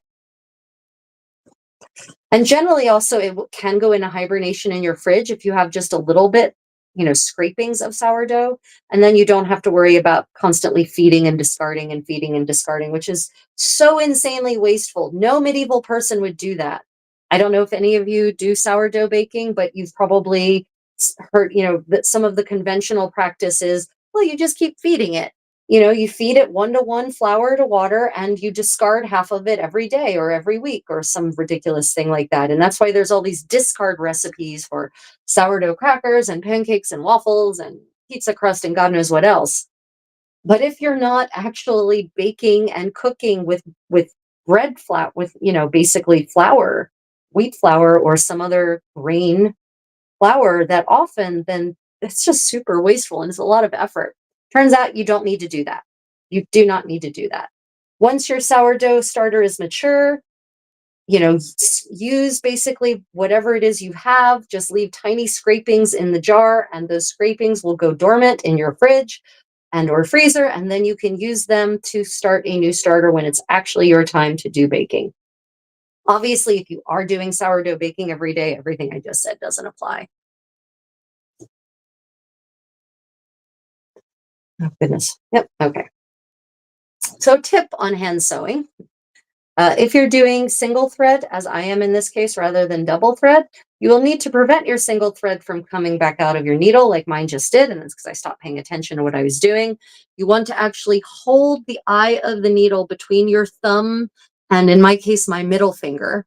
And by holding the eye of the needle, that means the thread can't come out. And then I actually use my pointer, my index finger, as the steering wheel for sewing.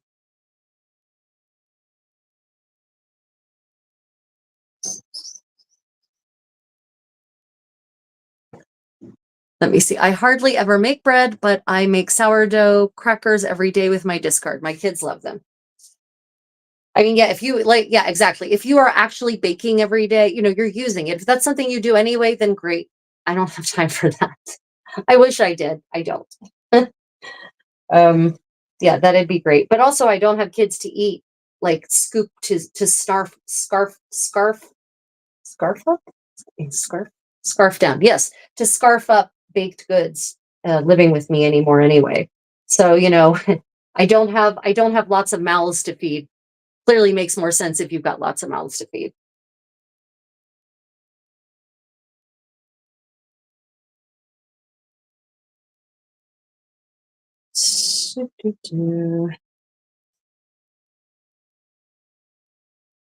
Oh, I was listening to a very interesting podcast the other day. Medievalist.net, if you're not familiar with that site, highly recommend you check it out. Um, Run by Danielle Sobalski, and she does a series of podcasts with a variety of experts in a variety of topics. And the most recent one that I noticed, anyway, was on late medieval Greek, late medieval, early modern Greek in Iberia. And she was actually interviewing a Spanish expert on who's just published a book on the grief, the lives and the grief of uh, Isabella of Portugal, Isabella la Catolica's mother, Isabella la Catolica, and then also Isabella's daughter, Juana, wrongly called La Loca, Juana the Mad, and talking about their experiences of grief and mourning and what was considered acceptable in the Iberian Peninsula. It's a very interesting podcast because it started off by discussing how the expression of grief changed over the centuries from ancient Rome, where grief was wildly expressed to the point where literally, rending your clothes, tearing your hair, reeking your nails down your skin was an expression, acceptable expression of grief in the ancient world. By the time you get to the 15th century, grief has been controlled, it's been tamed, it's been uh, institutionalized, it's been ritualized in a very calm and acceptable manner. And so she actually talks about the experiences of grief and the lives of these three generations of Castilian queens. And it was a very interesting podcast because it also, in talking about grief, you have to talk about their life a little bit or a lot. And of course, in the case of Juana, who's been so maligned by in the history record. For those of you who do not know the story of Juana, Isabella la Catolica's third daughter and Catherine of Aragon's sister, it's absolutely it's. Let me tell you, those daughters were ill-fated. None of them seem to have had happy lives. Isabella la Catolica's daughters, all of them seem to have been had miserable. They were cursed. Maybe they were literally cursed when she expelled the Muslims and the Jews from Spain. That could be a literal truth. Anyway, Juana should have been a queen in her own right. She was the heiress of the crown of Castile. She should have been queen regnant, but her piece of garbage husband, Felipe, called El Hermoso, the handsome, abused her and imprisoned her and physically abused her, locked her away, emotionally abused her, psychologically abused her, manipulated her. And she was madly in love with him. She worshipped the ground he walked on. And he treated her in this awful way. He flaunted his mistresses. He wanted to have the power. He didn't want her to have the power. And unfortunately, after all of that abuse, he gaslit her. He lied to her courtiers about what was going on, right? And so she never got to be queen, really, ever. Her life, her story is so depressing and tragic because she marries him at 15 or 16 years old, and the rest of her life is just a series of imprisonments. Absolutely terrible. So, yeah, it's a great podcast. On the Medievalist podcast is great in general. The Medieval podcast, I think it's called, but medievalist.net can highly recommend. So many interesting topics are covered. Different authors are interviewed every week, usually in response to them publishing a recent book. So if you enjoy the subject matter of the podcast, you can then go get the book and read further. So, it's really great.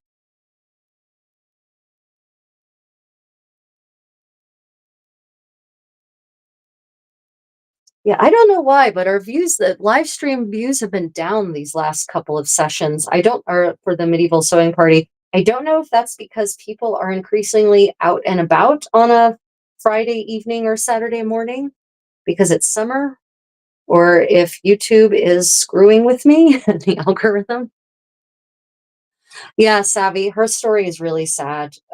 It's like Catherine of Aragon. I can't, like, I basically, in any story, movie, play about her, I stop reading after the death, more or less, of Henry, of Mary, after the death. Sorry, after the birth of Mary, of Princess Mary.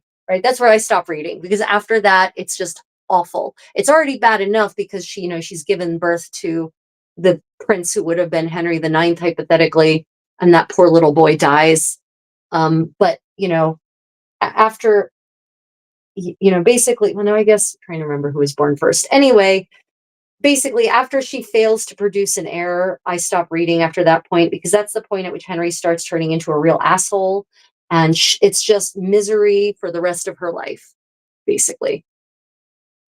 She, to a certain extent, she self-martyrs literally because she refuses to relinquish her Catholic faith and she refuses to accept Henry's divorce of her. She refuses to accept that he's no longer her husband, to acknowledge that publicly. She refuses to acknowledge his supremacy as the head of the Church of England. And I don't blame her for that. I just understand those are choices she made. They're admirable choices. Her strength, I admire her strength. She is such a strong person. But it's just sad and dark, and I just can't get past that point. It really does seem like Isabella la Catolica's daughters are just all cursed. All of them. Let me see. What would have happened if Arthur had lived? Yeah, Susan, question for the ages, right? What would have happened if the once and future king, the heir of the once and future king, metaphorically speaking, had actually lived? There might have actually been a true golden era for the Tudors, before Elizabeth. And the truth is, then there may have therefore been no Queen Elizabeth. Actually, if Arthur had actually lived to take on the throne, there'd be no Church of England. I mean, talk about changing the shape the course of world history. I think people grossly underestimate the impact that Henry VIII has had on world history, not just European history, because England breaking away from the church, becoming its own church, becoming no longer part of the Catholic faith and no longer part of that dominion, that influenced political movements, warfare, conquest, colonization for the rest of time, basically, until this day. If England had stayed Catholic, wow, just how different. I mean, United States of America might not be, talk about far reaching repercussions. Even beyond how it would have made probably Catherine of Aragon's life so much happier. Apparently, she and Arthur were very affectionate. They were very fond of each other for the little bit of time that they had together. So how differently things would have played out for her, for certain. Just wow, such a big difference in the course of world history. Hell, I might not exist in that scenario. As the descendant of a great number of immigrants who immigrated in large part because of political and socioeconomic realities created by the Reformation. Wow. Yeah, that's a pretty interesting thought.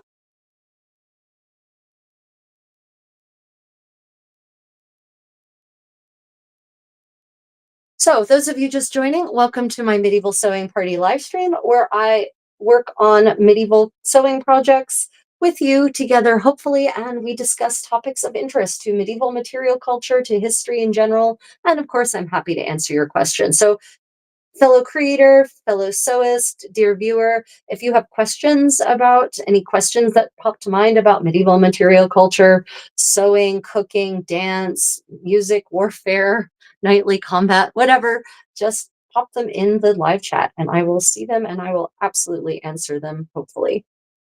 The live chat is less populated today, so it's not moving as quickly. So that means I'm actually able to track it better, ironically. And for those just joining, I am working on a smocka. I'm actually making another of this linen garment that goes right against my skin. I'm currently felling the center seam of one of the side gores that will create width in the skirt, while still allowing the waist area to be relatively narrow. And tomorrow's medieval sewing party, I'm doing a second one tomorrow. That one is going to be at a completely different time. It's going to be at a time that will better accommodate my European followers and possibly even my Asian followers. That is going to be at 6 p.m. Seoul time, which will be 5 a.m. New York City time on Sunday, and will be, let me see, 10 a.m. UK time. So I'm just because some of my patrons and channel members are in fact in Europe, and so I wanted to try to also offer live streams at a more naturally wakeful hour for them than the current time. For those of you who are from Europe, are any of you currently viewing from Europe or Africa, from those time zones? Let me know. I'm always interested to see where my people, where all of you in my community are located. I, of course, am a world traveler and a citizen of the world, and have lived in many different places, lived in and traveled to and spent time in many different places throughout the globe. So yeah, always interested in hearing from you all. Other questions. Oh, I recently published a short on my loathing of rectangles, and I thought I would clarify. My loathing of fabric rectangles is actually is not because I don't know how to cut a perfectly rectangular rectangle. And actually, that's easy. It's easy to cut a perfect rectangle if your fabric is tabby weave, which is the plain tabby bound, plain square weave 1-to-1. Because you can just do the thread pulling technique, which I have a short video on if you want to know how that's done, and then cut a perfectly narrow channel. No. The challenge comes in then taking that rectangle and hemming it and making sure that it stays a rectangle throughout the hemming process, because there are some fabrics that absolutely want to slink and dance and move and just kind of be as mobile as possible and as non-rectilinear as possible. Silk organza, by the way, is one of them, and that's what actually triggered that video on my loathing of rectangles. Because even though I had starched the silk organza, starched for God's sake, it still didn't want to hem straight. It still wanted to be curvilinear in what should be a perfectly straight line. The hem it wanted to produce was curvilinear. Very frustrating. And of course, I did get some, some people shared some very good and useful tips in certain specific situations.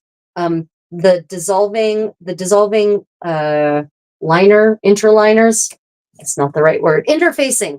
Dissolving interfacing is a great way to force your fabric into being rectangular, as long as your fabric can in fact be soaked in water to dissolve the interfacing.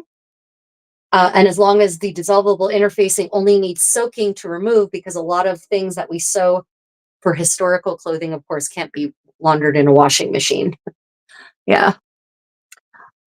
I'm in Ohio. Oh, nice, Savvy. Savvy, are you going to Penszik by any chance?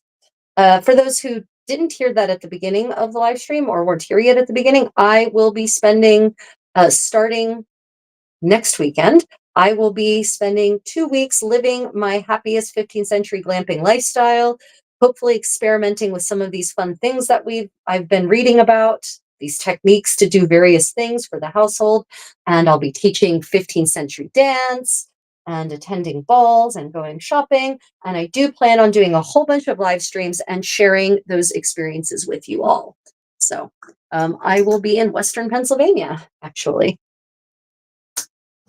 for a good 2 weeks. And before that, I'll be in Delaware. And after that, I will be in Asheville, North Carolina. So I'll be spending a big chunk of time in the US, more than I might actually want to spend, honestly. Oh, goodness. Now, I washed my hands before this, but I think so. Even though I have rinsed this blue wool kirtle recently, I think I maybe need to do another soaking rinse before I go to Penszik, although it won't dry in time. Because I think just handling the skirts while lacing things up got dirt under my fingernails. Yeah, I did some filming at Penszik a couple of years ago, and some people complained is maybe a strong word, but they commented somewhat jokingly about the dirt under my fingernails and just wanting to scrub the dirt out from under my fingernails for me. And here's the problem, ladies and gentlemen. If you're at an outdoor living history event, the chances of you keeping your nails clean are less than nothing.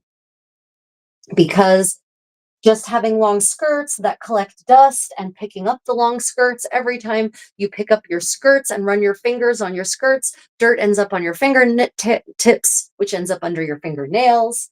It's not possible. So I'm just going to warn you all right now. Any up close hand footage you're going to see of me from Penszik, I will have dirty fingernails.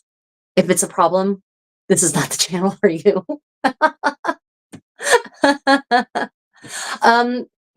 Penszik, Savvy Good. If you are not familiar with Penszik, you might want to. I have a whole bunch of on my channel, my YouTube channel. I have multiple playlists of Penszik content. You might want to go check it out and see what it's about. It's a medievalist fair run by an organization called the Society for Creative Anachronism. And I know certain snobby reenactors in certain parts of Europe have very strong feelings about that organization, but for all of its minuses, it's fantastic for research and recreation and sharing of that knowledge of medieval life. And Penszik is our biggest event, the organization's biggest event. Normally about 10 to 12,000 people attend, but this year, because of the political situation in the US, probably we're only going to get about 8,000. And there are literally every day hundreds of hours of classes given by volunteer instructors on a wide variety of fascinating medieval living history topics. You could learn to do 14th century Japanese narrowware weaving. You could learn how to pronounce and speak, how to pronounce and read Old English texts. You can learn every kind of European social dance from the medieval and Renaissance period. There are live balls every evening. There's performing arts, so medieval theater and song. There's medieval-esque combat, some more authentic than others. Battles that are not reenactments, but actual battles where people just go and fight, and there's actual winners and actual losers. So it's a pretty involved event. The level of authenticity is highly variable. So you've got people like me there who are interested in making it as authentic as possible given the constraints of money and the realities of medieval materials versus modern materials. And then you've got people who are there just to drink a lot and party in some weird kind of piratey clothes. But it's a really great event. You have critical mass to do pretty much any kind of medieval activity you could want to do, no matter how esoteric and niche. So it's a 2-week event. A lot of people do attend for the 2 weeks. Some people only attend for 1 week. I will be there for 2 weeks. Yeah. Oh yeah, there's an entrance. Oh yeah, so it's not for savvy. It's not for spectators. It's a participant event. And yeah, so for the 2 weeks, it's $240 for the 2 weeks, I think, for camping. It's a camping event. People camp there, but that includes all of the facilities. That includes all of the activities. That includes, there's all kinds of things that have been set up to make life comfortable. There's really good amenities. So, if you think about it as a by per day cost, that's a pretty reasonable price for an event like that. Because it is mostly volunteers who run it and organize it. So we're not paying professional staff for it. You do have to provide your own food. You basically have to provide your own anything you need for your person to be comfortable. So you have to bring your own bedding. You have to bring your own medieval clothing. You have to bring, if you want a tent, you have to bring that. If you want a pavilion, you have to bring that. But there's great halls and common spaces and classrooms and tables and chairs and public area tables and chairs. So, it is still has pretty good amenities, but there is no day fee. There's no day entrance fee. So it's not something that one could come by and just check out casually. You would have, you can come casually, but you pay the same whether you're there for an hour or there for a week, and a little bit more if you're there for 2 weeks. Yeah, so is it more rigorous than a Ren fair? So it depends on the Ren fair, right? Different Ren fairs have different levels of rigorousness, but the difference between a Ren fair and Penszik is that Penszik is you entertain yourself, you are the performer and the participant. We're both. And you choose your level of authenticity. And it's a DIY medieval. So it's a living history event, right? It's not, and it's not made, the event itself is not designed to make a profit. We're not there to entertain modern people. We're not there to be entertainment for spectators. We are both the spectators and the participant. So different parts, there are different encampments. Like I have my own little encampment. Different groups will and households and friends groups, etc., will set up their own encampments. And within different encampments, you can have different levels of authenticity. There are encampments there that are as authentic as you can be given the constraints of modern materials. And then there are encampments there that might be mistaken for a NASCAR race camp. So your mileage will vary within the event depending on the encampment you're at, where you are, what time of day it is, if it's nighttime, if it's daytime. Yeah, but in general, I would say in terms of like the knowledge level, the collected level of in-depth, detailed knowledge based on primary source research and recreation and living history experimentation at Penszik is higher than anywhere else in the world, hands down, 100%. If you look up Penszik University, the list of classes for the year has already been published. There's literally 1,000 classes or more being offered over the 2-week period. And you can just get an idea for the kind of dedication that members of the Society for Creative Anachronism have put into researching their topics, and then in turn sharing them for free at these kinds of events. So yeah. And that's my origin. I proudly say it. I am in my origin. I started in the Society for Creative Anachronism. I'm not very active now because I move around in places where generally there isn't an SCA presence, but I am still active on a digital level in this way also. Many of you out there, many of my spectators, many of my viewers and fellow creators out there, you're also in the SCA, right? So, I have no time for snobby reenactors who automatically denigrate the SCA as a whole out of hand. Because this leads me into my authenticity diatribe. Authenticity is a spectrum. It just is. And how authentic you are is not in is there is no absolutely authentic. It's not possible. There is always another level of authenticity that could be attained with time, resources, and dedication. For instance, okay, so let's say you weave your own fabric, you weave your own wool using a loom that is a replica of a loom that was either excavated somewhere or depicted in some or several images. Okay, what about the wool? Does the wool come from a sheep breed that existed in the Middle Ages? Was that sheep fed the kind of fodder that actually existed in the Middle Ages? The exact same cultivar of fodder that existed in the Middle Ages. The wood out of which your loom is made, is it from a tree? The cultivar of which existed in the Middle Ages, right? So you can see, you can always take it to the next level. So, in terms of authenticity, it's a spectrum, and you can absolutely decide for your own group what is authentic enough or not authentic enough. But I think it's inaccurate to pass judgment on other people and say, well, you're just not authentic at all. No, they're not authentic the way you define authenticity, and they're not authentic on your authenticity spectrum, and that's fine. But that's not the same thing as saying, well, you're not authentic at all, right? Let me see. Oh, sorry. I'm in a swampy pirate camp. Yep, zombie and absolutely no judgment there. Except I don't really like the swampy part. just because of the kind of clothes I wear, swampy can be very inconvenient if it actually is swampy. Yeah, so zombie, no judgment for me at all, right? It's a spectrum. I work weekends, which makes events attending events difficult. I skip shows for Penszik. Yep. Yep. Absolutely. 100%.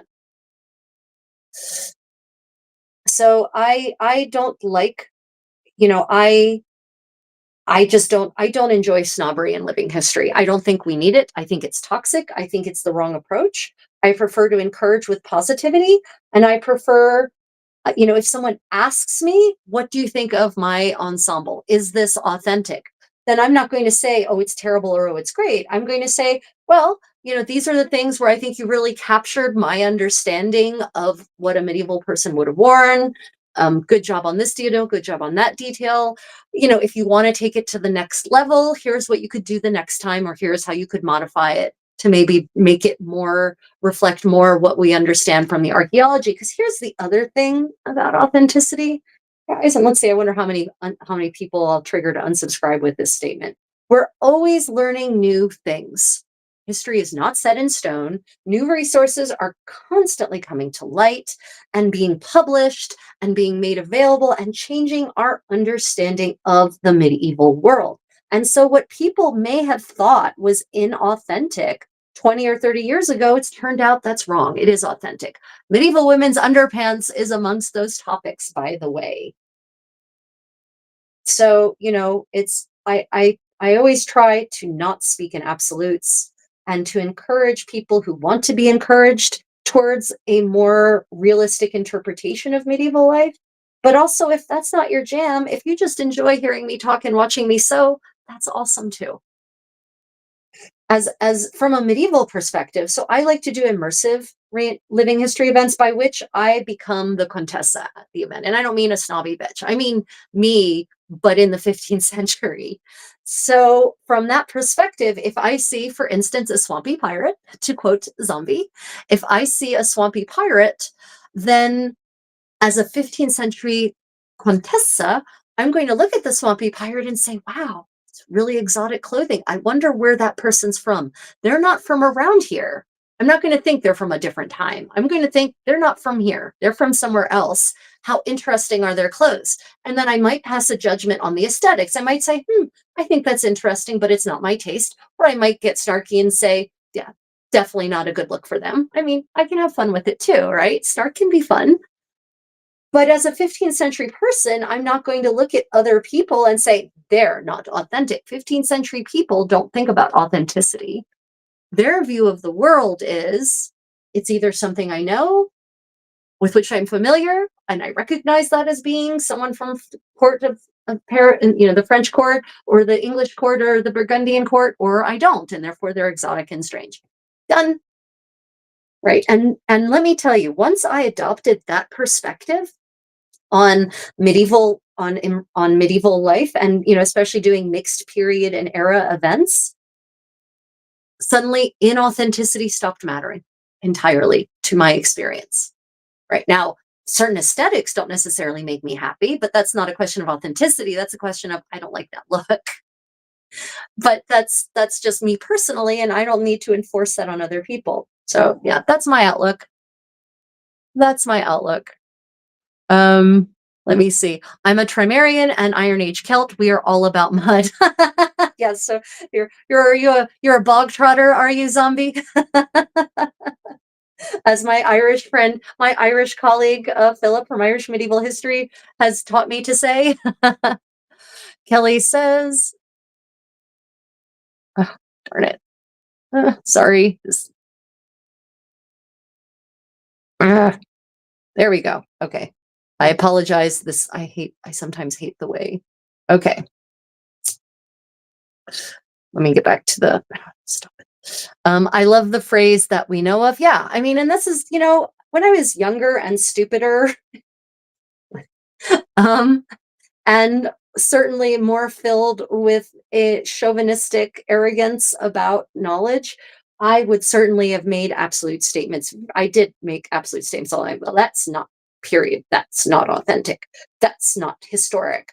And then I started learning how history actually works and how the study of history works and how the learning of history works. And suddenly I had to stop saying that if I wanted to be honest. Right. I love your outlook on authenticity. Thank you for saying it. Kelly, you're welcome. Because you know what? I used to care when people unsubscribed if I expressed thoughts like that. And anymore, my attitude is if you don't agree with me and that my approach to living history authenticity offends you, then I'm not the creator for you. And that's fine. Go find a different creator. You know, I don't think, yeah. I just prefer to exist in a positive, supportive environment that focuses on the positives and on positive growth, and that offers encouragement for people and resources for people who want to take their their exploration of history to the next level, to take it to the next level down the rabbit hole of authenticity. But I don't want to force that on anyone. And I want to meet people where they are. That's what it is. I want to meet you where you are in your journey. And if you want me to take you by the hand and take you with me, I will do that. But be warned, it's a wild ride. Just ask any of my damsels or apprentices. Most of my research for garb has come from bog bodies. I think they are fascinating. Bog bodies for the win, man. Zombie, 1,000,000%. I love a good bog body. And I say this all the time, and maybe it's moribund, it's morbid and creepy as hell to say, but here it comes. I'm so happy that throughout history, people have fallen accidentally into bogs.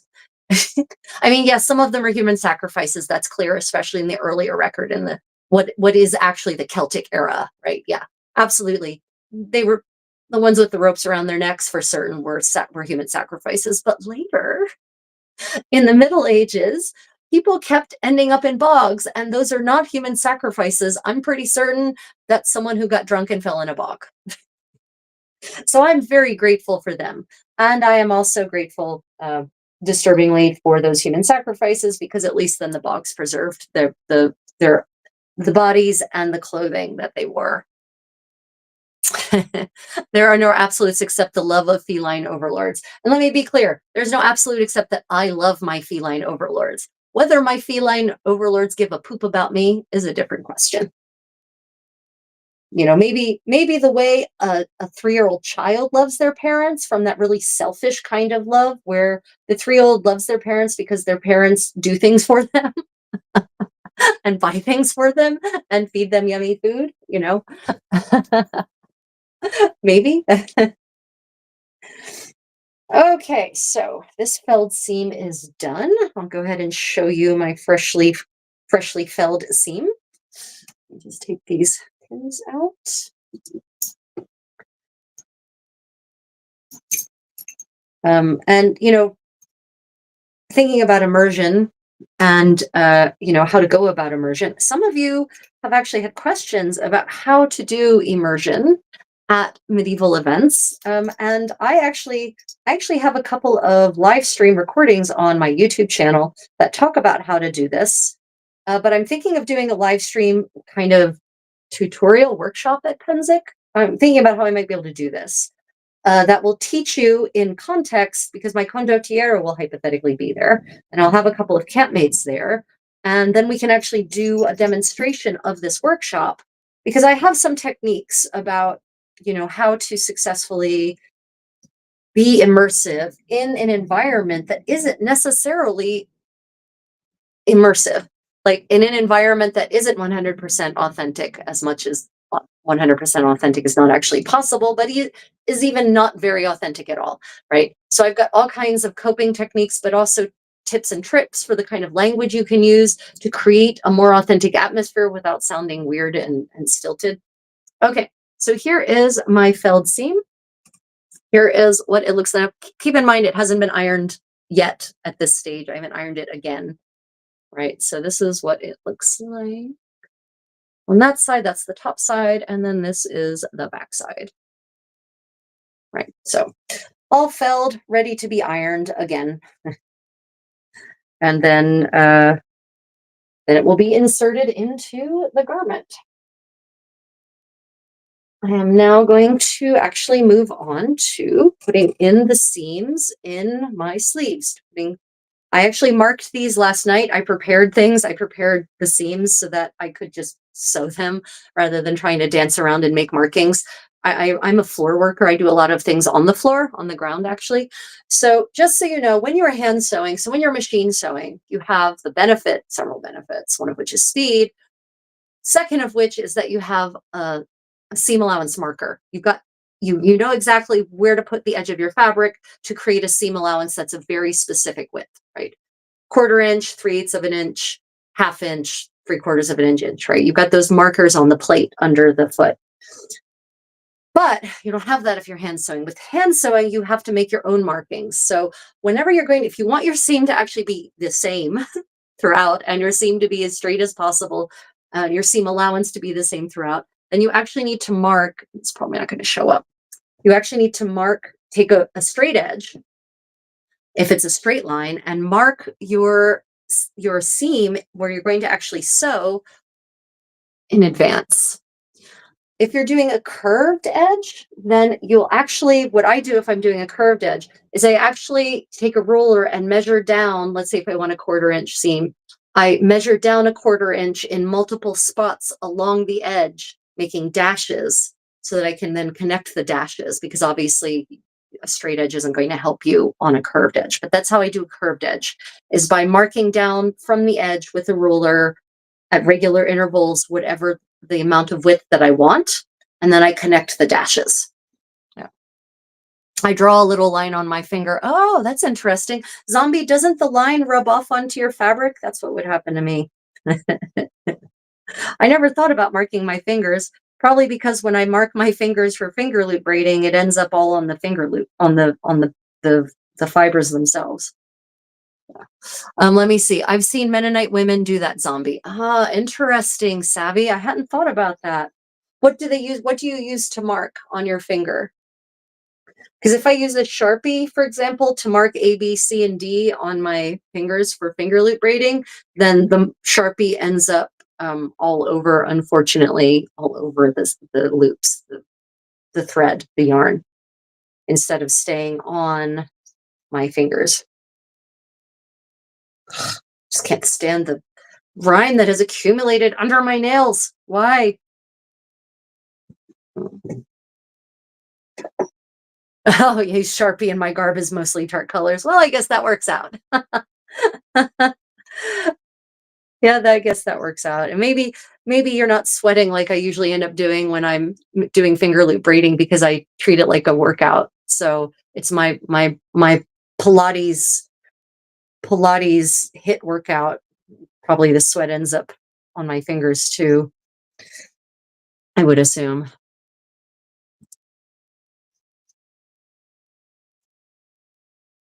So yeah, if you're interested in experiencing a fascinating and perhaps even strange, one might say, 2-week living history event whose the general focus is the Middle Ages, then you might want to consider Penszik. But it's not something you just drop in on. You'll need to prepare. You'll need to have enough. Oh, it's also an in medieval clothing event, or at least an attempt at medieval clothing for the full 2 weeks. So or for the full time you're there. So it's not like there's certain hours during which you're supposed to be in medieval clothes or not. It's if you're there, you are technically by the rules supposed to be in medieval clothing the whole time. I say technically by the rules because God knows there are plenty of people who violate that, or their so-called attempt at medieval clothing is like not even an attempt at any historical clothing. And I'm not talking about the swampy pirates. I'm talking about people who like get some kind of ethnic tank top with some kind of swirly pattern and a pair of shorts and call that their attempt at medieval clothing. I get frustrated with those people because it's such a disingenuous attempt to follow the rules. It's like I understand people who are beginners, who don't know how to sew, who don't know what they're doing. But if literally you do Penszik every year, you should have an idea by the second Penszik what is an attempt at medieval clothing. And you should do that genuinely and in good faith and not just buck the system because no one's actually going to kick you out if you don't.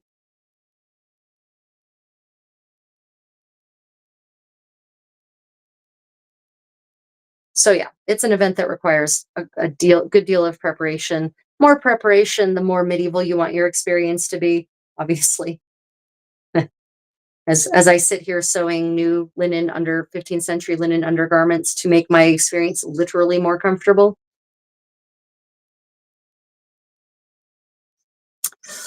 Try powdering your hands after so the ink won't smear. Oh, zombie, that's an interesting idea. And then refreshing the powder occasionally. Good idea. Good idea. I need to remember to bring powder anyway to Penzik for certain because I need to powder my sunblock after I put it on so it doesn't end up all over my clothes.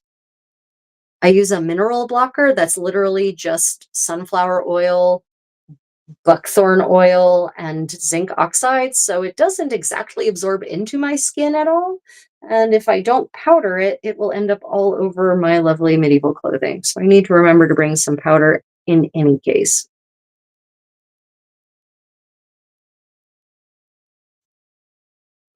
The Mennonites mark their thumbnail. Oh, interesting. There is always a gold key. We have a gold key box down near Castaway. That's super cool. So your encampment has a gold key box? That's pretty neat. Yeah, SCA events in general usually have a gold key. Penszik as an event does not have a gold key because it's a 10 to 12,000 person event. But I imagine that there are, yes, specific local chapters that have encampments or households at Penszik do have a gold key is a loaner. For those who don't know what that means, it's basically a chest of loaner medieval clothing for people who don't have their own yet and need to borrow some. But it should not be a permanent solution. It should be a temporary until you get your own solution. So, aimed at new people, first timers, people who are still figuring out their way around things.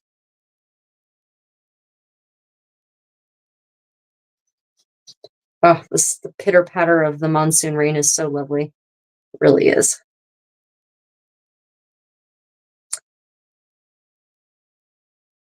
So I wanted to let you all know because of Penzik, I've got to see how it goes once I get on the ground.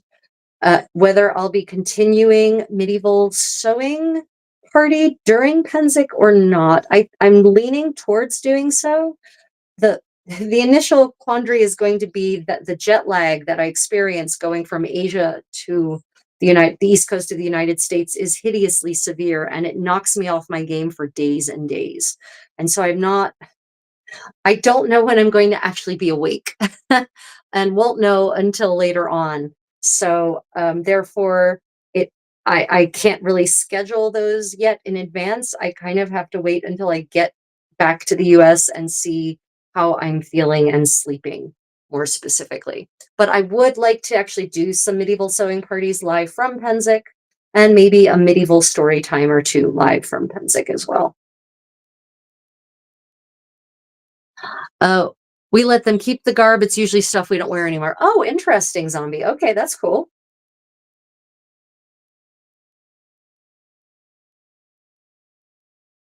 That's pretty neat. So I guess you have a constant input then of clothing that people don't, have moved past, don't wear anymore, so that you can constantly renew your supplies, as it were. That's pretty neat. It's one of the reasons I don't have any of my early garments, my early first ever attempts at medieval clothing, because once I realized everything I had not done in a medieval way, I gave it away to someone else. Yeah. Susan, have you ever been to Penzic?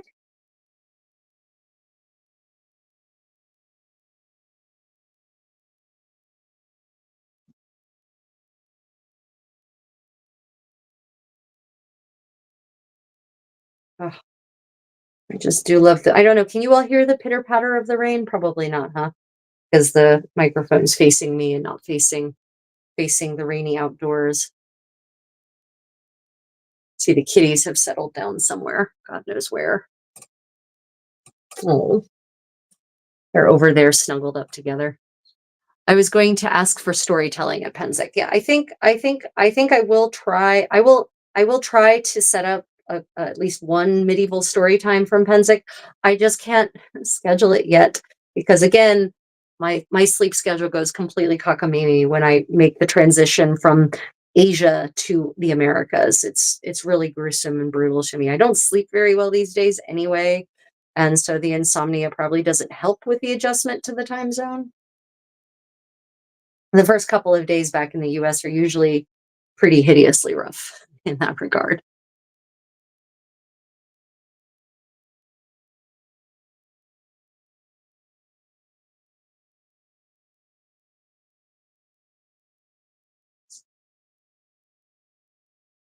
Oh, I forgot to gather new books for today's book corner.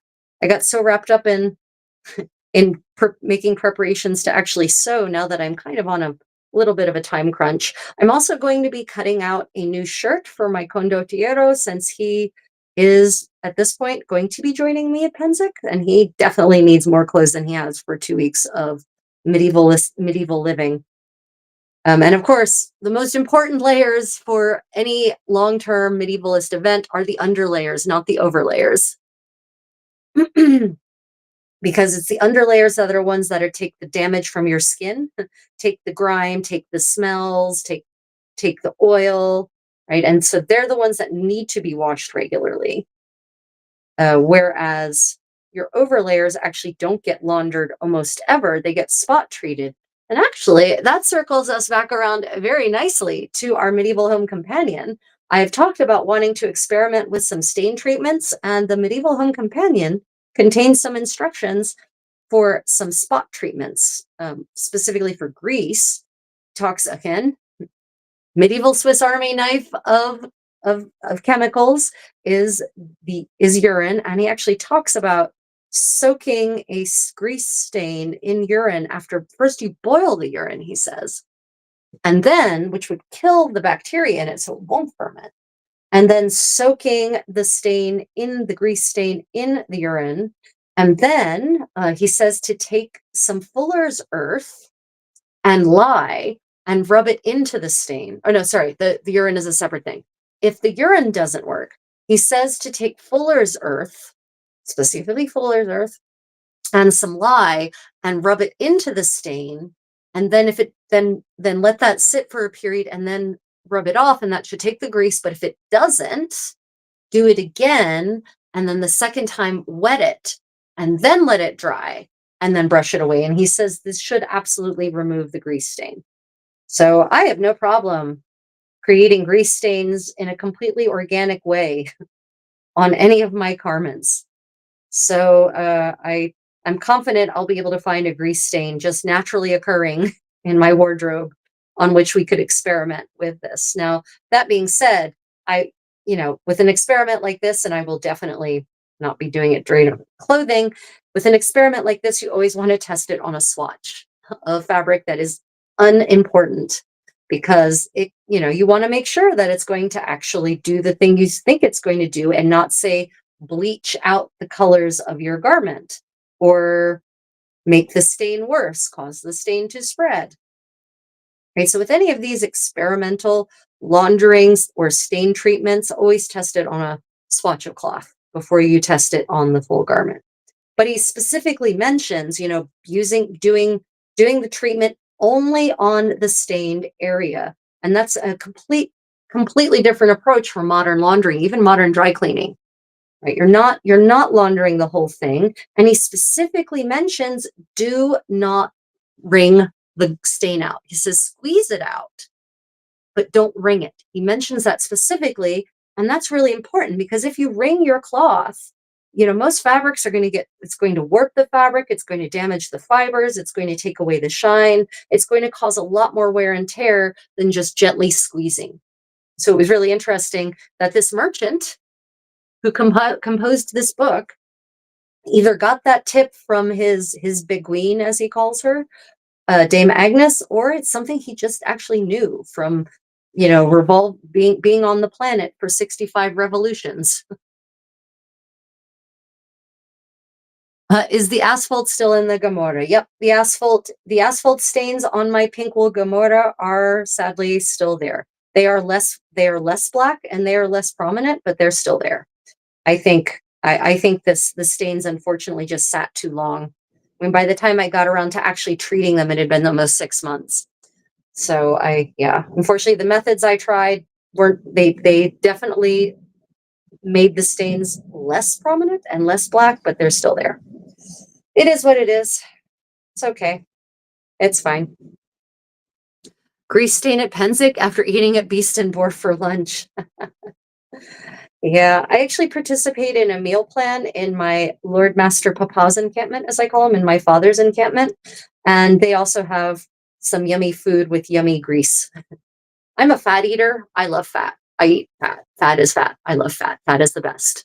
I'm a protein and fat eater. I'm not a high carb. I'm a low carb, high fat, high protein person. Lots of fruits, lots of vegetables, lots of healthy fats. So it is very likely in my day-to-day living and eating that grease will result as in consequence of my infatuation with fatty things. If you give me a choice on a steak between the fatty cap and the meat of the steak, I will take the fatty cap. You can have the meat 100% of the time. Same thing for pork. You give me a choice between the skin, the rind, and the muscle part. Nope, rind wins every time. I will never choose the muscle part over the rind, ever. Penszik potatoes.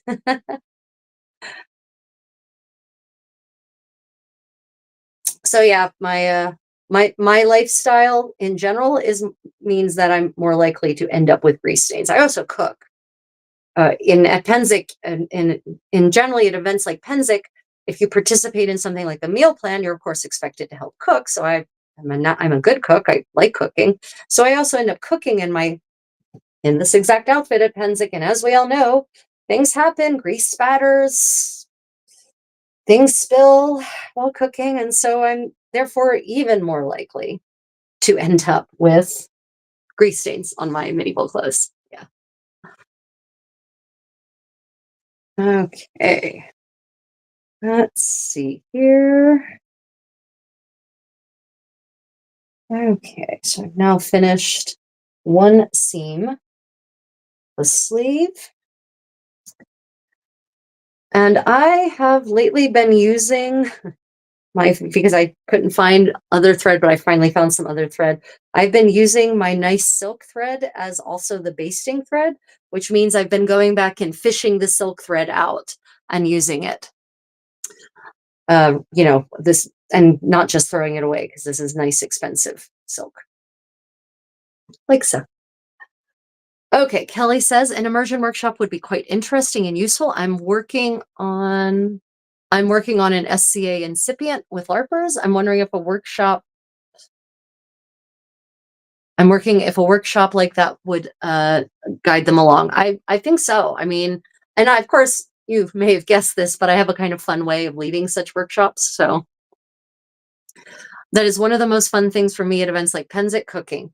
Yeah, Takeda, I'm thinking of possibly actually doing some proper medieval cooking this Penszik, using my medieval cooking equipment over the fire. So that's my favorite thing. If I'm going to cook at events, my favorite thing is to actually do medieval food using medieval equipment. That's my preferred cooking method. I will admit that means, though, having done this at multiple events, if you decide that the food you're going to eat is only going to be cooked medievally using medieval equipment, all you're going to do the whole event is cook. Just accept that, because the time it takes to cook over a fire using medieval equipment immensely longer than using a Coleman stove or whatever. So just accept that if you want to cook at an event using medieval equipment over a fire, medieval methods, medieval food, that's going to be your event, and that's cool if that's your jam. And I've done that, and it can be fun. Penszik is not that event for me, though. Penszik, I focus more on medieval social activities because I have critical mass for all the esoteric, immersive stuff I like to do, including proper 15th century dance. Yeah. Okay, next side, next sleeve, moving right along. I have been working on my medieval ring video. I've been editing it. I'm about 5 minutes into the video. And for those who don't know, 1 minute of nice polished video essay, like on the topic of rings in the Middle Ages, is probably at least 2 hours of work, when including scripting, recording, and editing.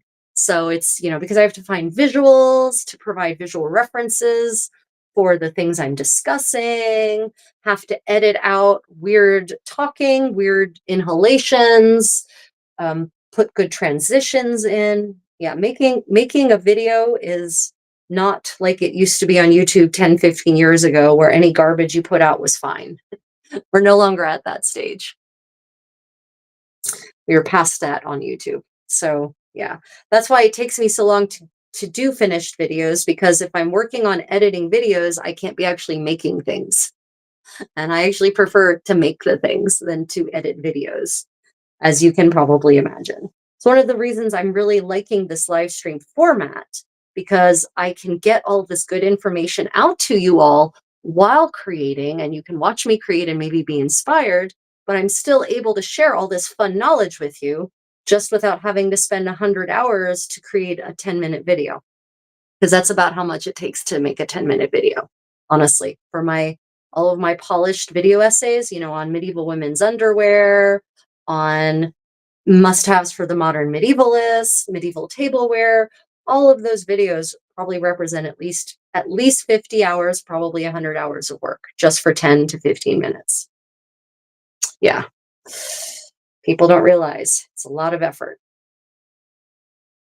That is one of the reasons for the plumbing job in the basement, so I can set up a medieval kitchen down there for filming. Oh, nice. But what about Takeda? What about the smoke? Do you have a you just have a hole in the ceiling that goes up through your living room, which also has a hole in the ceiling that goes up through a bedroom that also has a hole in the ceiling?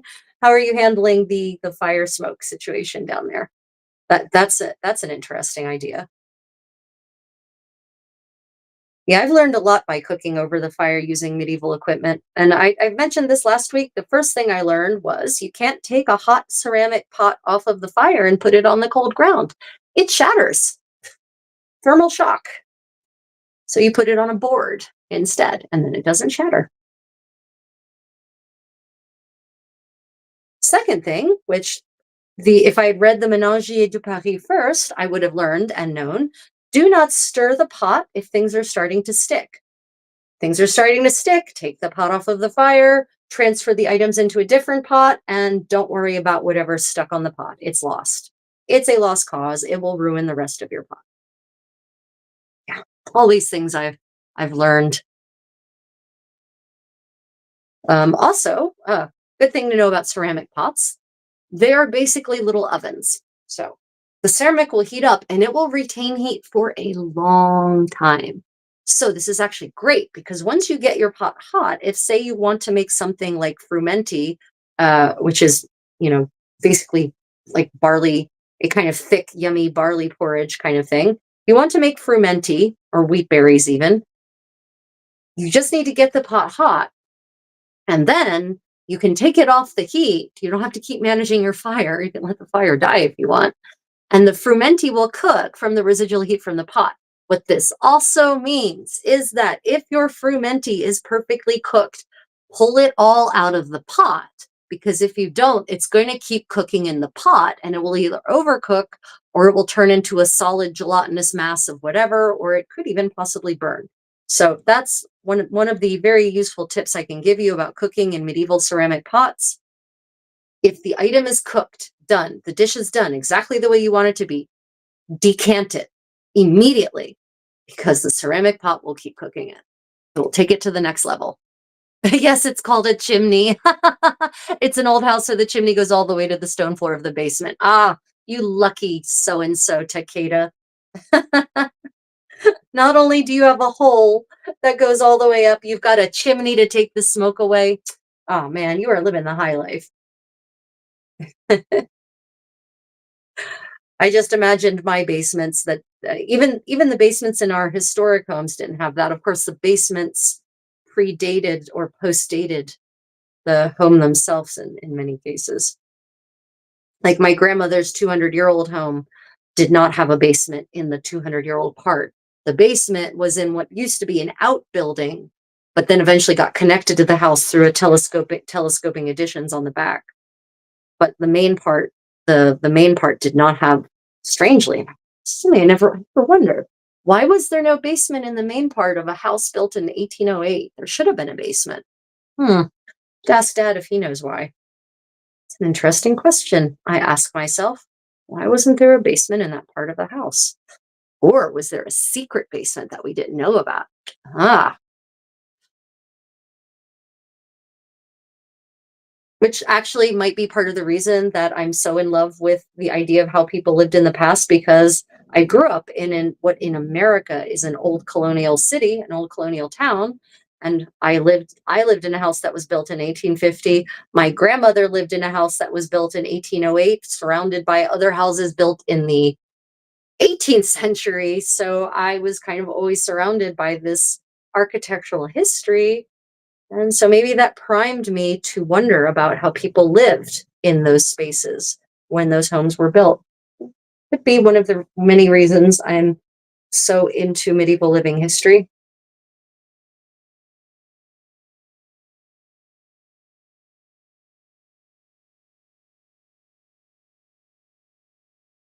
Oh, another tip for medieval cooking over the fire using medieval pots.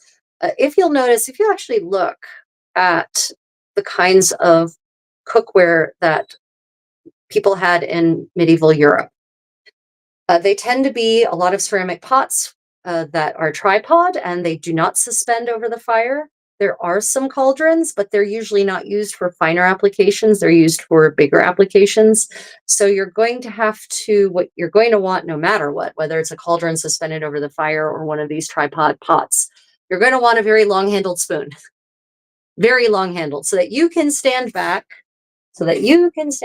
from your, sorry, draw this closer, so that you can stand back from your pot and stir at a comfortable distance, because otherwise the heat from that fire can get really intense, even if it's coals, and especially if it's coals. Ideally, you want coals, by the way. I know a lot of depictions of people cooking in from the Middle Ages show, wood with a fire.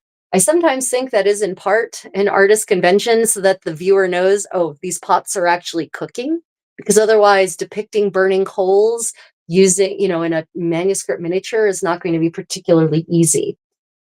So, because fire is much harder to control, it's much harder to keep the temperature at a certain degree, a certain level, whereas coals are much easier to manage. They're much more even heating, they're much more even burning, and coals don't produce smoke, right?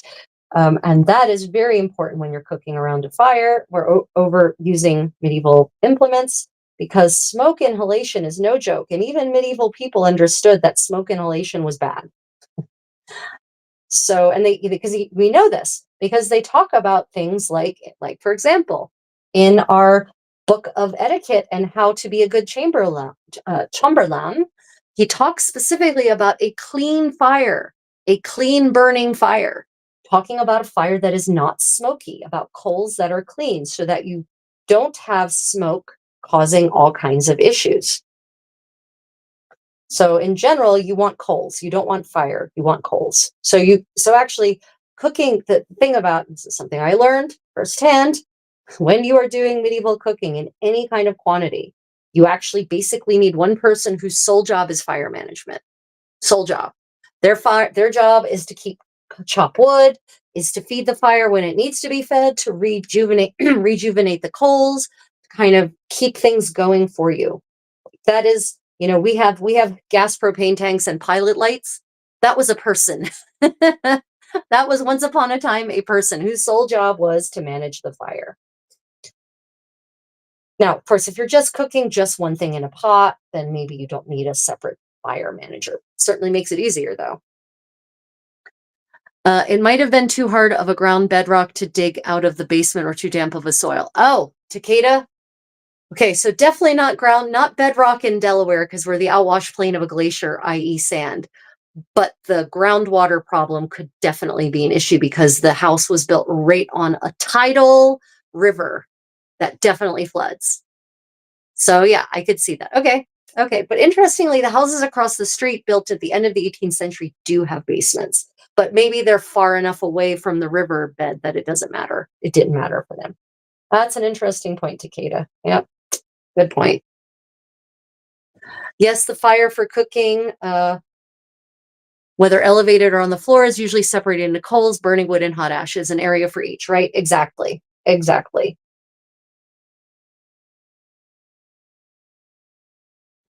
And yeah, if you want to make boil water quickly, then you want your fire, right? You want that raging fire. But that's for, kind of what is the word I'm looking for? Less refined applications, shall we say. Of course, a lot of people don't realize that, ovens were not an in-home appliance until very recently. For most people, did not have ovens in their homes, and I'm talking including merchants and people with money. Most people who would have the resources, hypothetically, ovens were either communal or were owned by a private individual, and you would literally pay them to use their oven to bake your bread or bake your pies or bake anything that needed baking, which is why medieval meat is not roasted in an oven, it's roasted on a spit. Also, spit roasting is a frick ton of work. Have any of you done medieval spit roasting? Yeah, okay, you need a dedicated spit team, and their whole job the whole day is just to turn that damn spit. And if that's why you need a team, because you're going to want to rotate them out, because otherwise some poor bastard is going to burn out.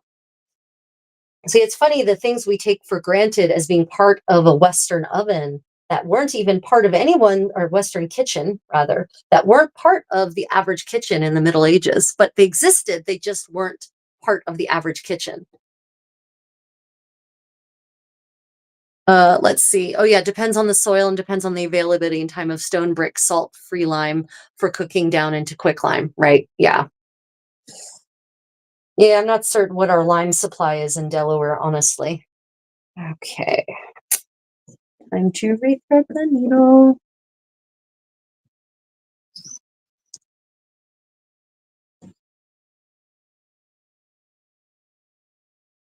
Just checking the chat. There's a camp up on the Serengeti that makes a clay bread. Yes, a clay bread oven on site. You are totally right.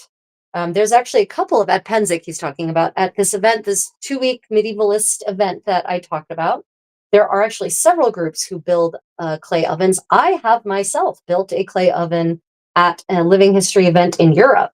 And we actually, it was so cool. We actually went out, for those of you who know what I'm talking about, I was actually crown princess at the time. Anyway, we actually went out and collected clay from the local stream bed. We collected manure, um, horse manure from the local horse farm. We actually went and collected the sticks and branches for the frame. We did not make the bricks that we used as the base. We we had those already. But yeah, we actually collected a lot of the materials. Oh, and straw. We also got straw from the local horse farm. And then we came back and we made our mud mixture. We wove the basket frame. We did the mud padding, and by mixing the mud mixture, we used our feet to mix horse manure, horse urine. Yes, that's right. Sand and the clay into, basically a kind of concrete, a kind of cement.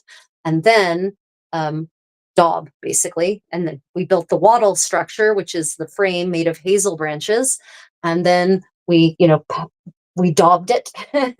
We patted, filled it all in with our daub mixture, and then we let it dry. Unfortunately, it was only an 8-day event, so we really didn't have we didn't have the time to really let it cure as long as it should. So a clay oven should really cure for a couple of weeks before you fire it. Obviously, if you're at an 8-day event, you don't have that. So by the end of the event, it was cracking, but we did bake bread, we baked pies, we baked all kinds of yummy things in it.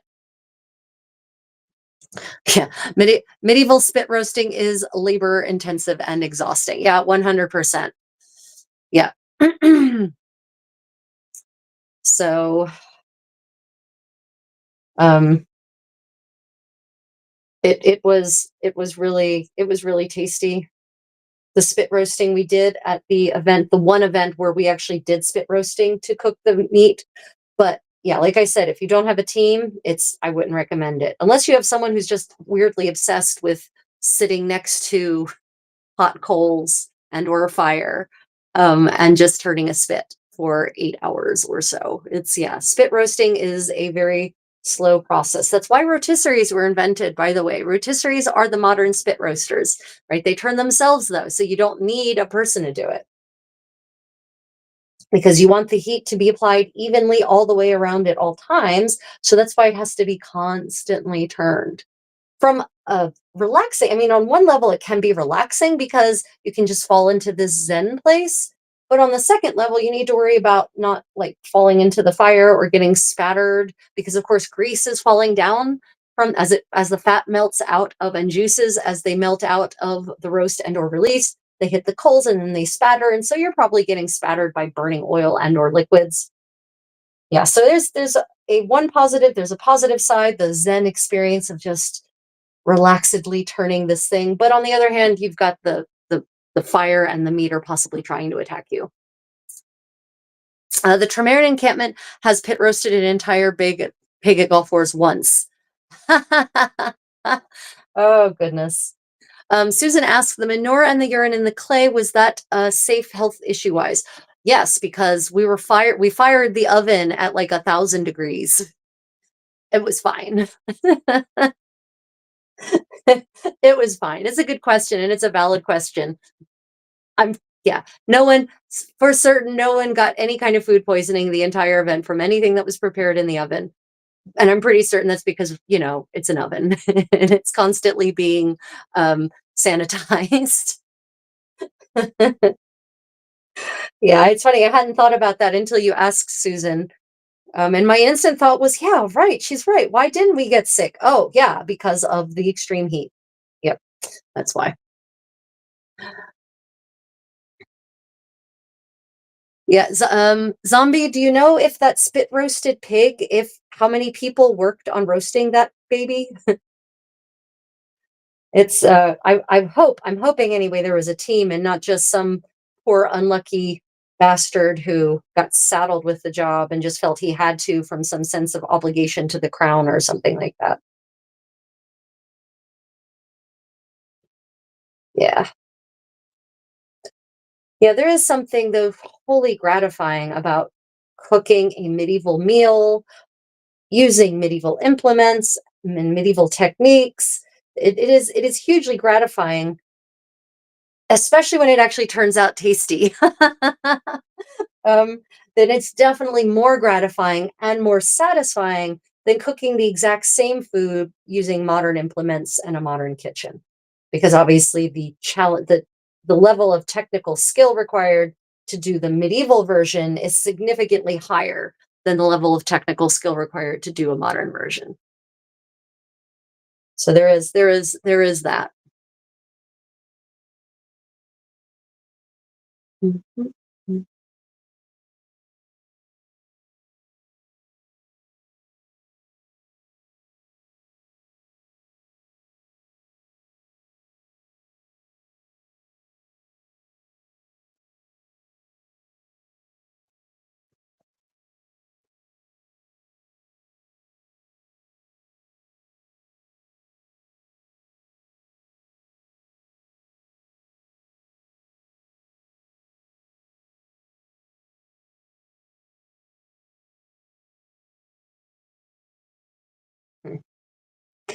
Let's see. What else did I come across here? Sorry, I fell into a Zen space. I sometimes fall into a Zen space when I'm sewing. Apologize for the moment of silence.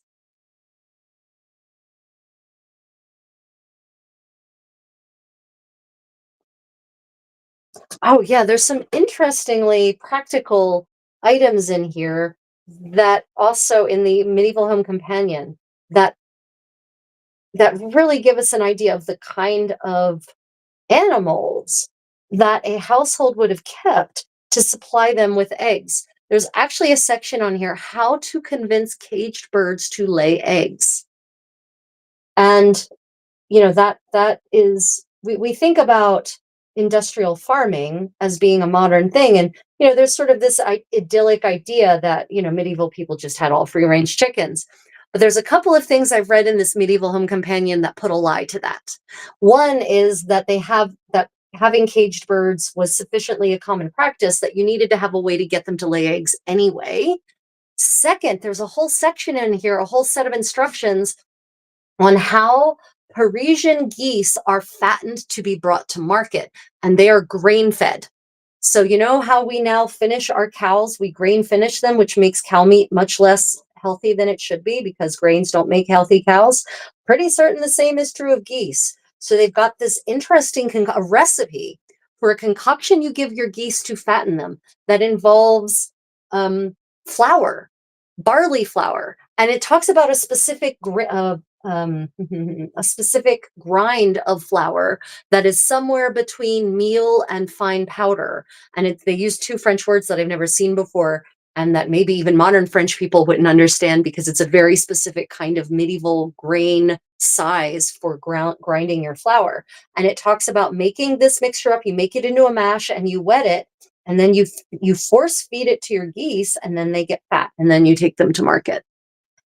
So even in the Middle Ages, they were already looking for unhealthy ways to fatten their animals, to make their animals fatter, to get more meat out of them, to sell them at market and get more money, therefore. So yeah, that kind of put a lie to the idea of, oh, free range animals in the Middle Ages. Well, yeah, they're free range up until a point, and then they basically cancel all of that, the good salubrious effects of free range, by fattening them at the end with this grain mash. So that was a disappointing and interesting at the same time.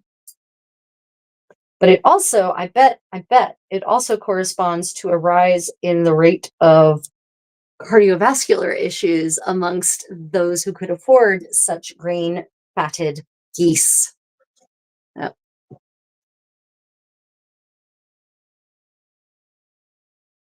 Uh, oh wait, gosh. Okay, so suddenly a whole bunch of comments popped in.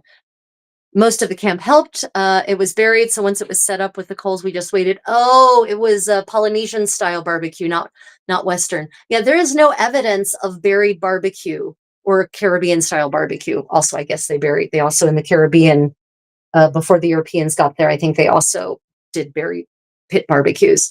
Um, I have not personally found evidence of pit barbecuing in medieval European practice. Has anyone out there found any? That'd be interesting to hear.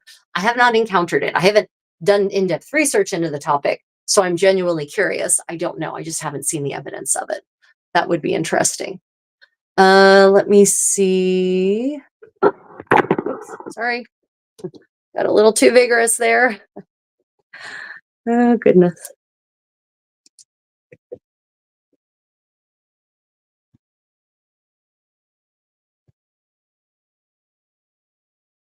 Hold on. Um, Granted, it is into the early modern era, but I was quite surprised to find out the recorded cost of charcoal, how it varied by woods. Oh, darn it, really? I sometimes hate this. Okay. Definitely not an overlay. Granted, it was into the early modern era. I was quite surprised to find out the recorded cost of charcoal, how it varied by wood size, bark, and kind of wood. Oh, and the color it was cooked to.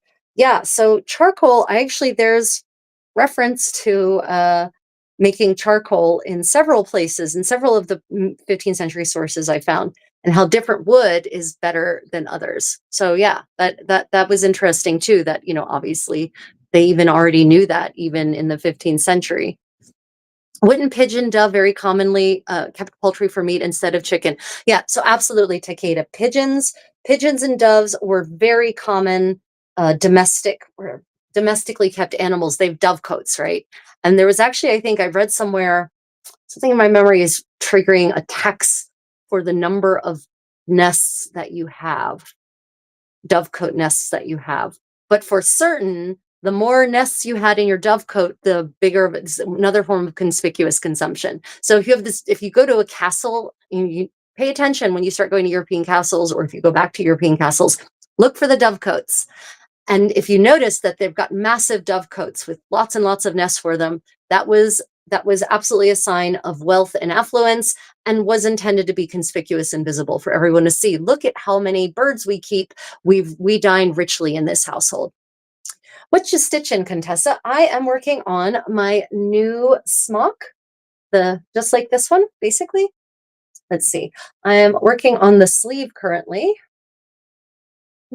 I am just putting the seam in, and then I will fill the seam. I will flat fill the seam. I've already done this one. I've already finished the seam on this sleeve, and I will flat fill the other one. I've already put the seams into my little triangular side gores, so they're ready to get inserted once I finish the sleeves here. And yeah, I'm hoping that this should actually go pretty quickly. My goal is to have this done by the time I touch down in Washington, D.C. on Wednesday, Washington, D.C. time. After flying from Incheon to Taipei, laying over in Taipei for 5 hours, flying Taipei to Chicago, overnight layover in Chicago, then Chicago to D.C. to BWI. I'm hoping that by the time I touch down, it's done. We'll see. We'll see. I wish the Wi-Fi were good enough on these flights to live stream mid-flight. I would totally do that for you guys. Show you me sewing my sewing on working on these projects on a business class on an international flight. Oh, speaking of my travels, if you're interested in following any of my travels, I have a Travels with the Creative Contessa channel. I just published my 36-hour tour of Tsushima Island. I did a package tour. It was a visa run. And so it has my usual wit and sparkle and sense of humor. Also visited some reconstructions of late medieval Japanese castles, early Edo, late Warring States, early Edo castles, and some really beautiful, amazing Shinto shrines and whatnot. Also, food is reviewed, and what exactly it's like to be on a package tour on a bus for a whole day. Spoiler alert, it wasn't my style of travel. Anyway, if you're interested, I just published that video over on my Travels with the Creative Contessa YouTube channel. Okay, let's see. That is done, so I can pull that out. Did I miss any other comments? About as close as I've found for pit cooking for meat is Turkish and Persian. Takeda, and do you know when that dates to? The pit meat cooking? Makes sense because the men who set it up had a Filipino-Spanish persona. Yeah, that totally tracks. Totally tracks. Yeah, so this Wednesday, I will be touching down in at BWI, US time. Yep. I have to get on with new smocks. I've worn mine for so long that they're translucent. Yeah, right?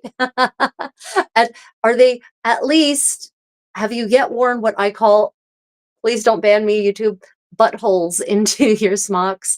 Because I sleep in my smocks at these 2-week events like Penszik. Um, I my smocks and kamiche develop what I call buttholes. They are literally wear spots where when I'm lying in bed, my butt presses into the mattress and therefore wears extra on those spots. So you can see some of those buttholes in my Burgundian getting dressed video. If you look closely in the part where I'm dealing with the smock, you can see the very embarrassing holes there. Yeah, smocks are super important. The smock that this one is replacing is the one with the buttholes in it, and it will be turned into wax linen wraps, which I use instead. I don't use plastic wrap. I use wax linen covers for everything. And it's interesting because in our medieval home companion, this selective translation of selections from the Ménages de Paris, this is one of the best and most solid primary sources for waxed linen, waxed cloth being used for food storage. Because he talks about transporting rosemary. If you want to send rosemary to someone fresh, put it in waxed cloth, he says. And there's another reference to using it as a food source, and I don't remember what that is offhand. But before that, I had reenactors arguing with me that waxed cloth is a modern concept. That's not a medieval concept. They didn't use waxed cloth for food. Okay, but they did use waxed cloth to wrap their corpses in. Kings of England and France were entombed in clothing plus waxed linen, which was also had resins in it, probably specifically to help preserve the body. So if you're wrapping a body in a massive sheet of waxed linen, why wouldn't you also think to wrap your food in it? That just doesn't make sense. But also here it is in a medieval home companion, wax linen for food. And I'm going to bet that when you see albarelli, those jars that you often see, especially in 15th century depictions, ceramic jars, usually maiolica, so really prettily decorated, and they've got that little piece of cloth on top. I'm going to bet that's not cloth. I'm going to bet that's waxed cloth. Yeah. But I have turned the shoulders out. Takeda says Persian seems to be older, like 1200s to 1300s. Turkish is later. Well, I mean, Turkey's kind of the nouveau riche, nouveau conqueror of medieval Asia and Europe, right? So it makes sense that that would be later for Turkish. Yeah, it does. It is interesting why one culture, one part of the world would develop a technique like pit barbecue, pit roasting, and others would not. Of course, you can always argue, well, the climactic conditions are different, the ground conditions are different. But even in cases where the ground conditions are the same, why did this one region develop it and another didn't, right? Things like that always keep me interested. Wax cloth is not period. No, Takeda, I've absolutely proven that wax cloth is.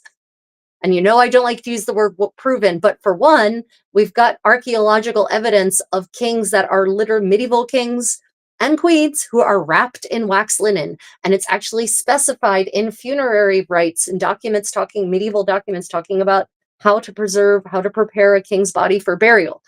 Yes, the argument was that they didn't use wax cloth for anything but burials. And because I guess no one had read in the Ménages de Paris how he talks about using it for transporting rosemary. And so, as always, just like with medieval women's underwear, an absence of evidence is taken as evidence of absence. And that's absolutely not how logic works. So yes, Takeda, I know that waxcloth is authentic in period. And I know for a fact that at least in 14th century France, they were using it for food applications. So there. And who knows, maybe we'll find another source that talks about how to properly wax your cloth, and that will be even better. I'm a little early than you, so my shoulder line is fitted, but the body is fuller. Plus, I have a full body. Oh, I understand. Yeah, Karen, so you didn't hear me. Funny you talk about the shoulders. My shoulders also wear out. They do. I have shoulder patches. But what I was observing at the very beginning, taking us back to the beginning of our medieval sewing party, everyone, what I was observing at the beginning of the medieval sewing party is that we don't have many of we don't have any entire smocks that have survived from the 15th century. We have some in the 16th century, but the ones that have survived in the 16th century are mostly, if not all, have cartridge pleating around the shoulder area, which is going to reduce the wear and tear on the shoulder fabric. We don't have any that have survived entirely of this kind, of the non-pleated neckline and shoulder line kind. But in Korea, in the exact same era, the what is there, a rainy garment or a hemp garment called a joksam, the thing that goes right against your skin, they automatically build in shoulder patches at the beginning to prevent wear and tear on the shoulders, because it was acknowledged that the shoulders are where wear happens. So the patch goes on the inside against your skin so that the part that's really wearing and rubbing is the patch, and then you replace the patch. So I'm going to just go ahead. I'm going to build in shoulder patches on these, because specifically like here around the neckline of my shoulder, because I know that's where it's going to wear anyway. And there's a possibility that they were also doing that in Europe. We just don't know for the 15th century because we don't have any entirely preserved ones. Yeah, so I'm going to just automatically build that in. Oh, I missed all kinds of things. Maybe not beeswax, but hard tallow suet, definitely. Takeda, the extant ones that we have are beeswax for certain. Yeah. Let me see. We have scribal records of it being used to protect books in transit. Yes, also that. And also other art objects I've documentation of waxed linen also being used to transport items, are actually big sheets of waxed linen. There's one record of an intarsia chest being wrapped in waxed linen and sent to the Byzantine emperor as a gift. Yeah, so yeah, specifically waxed linen. Royals would likely use beeswax because they afford it if not sponsored by the church. Yeah, I think I'm pretty certain. Let me see if I don't remember if the Ménagier specifies. You know what? I would have to go and look at the French.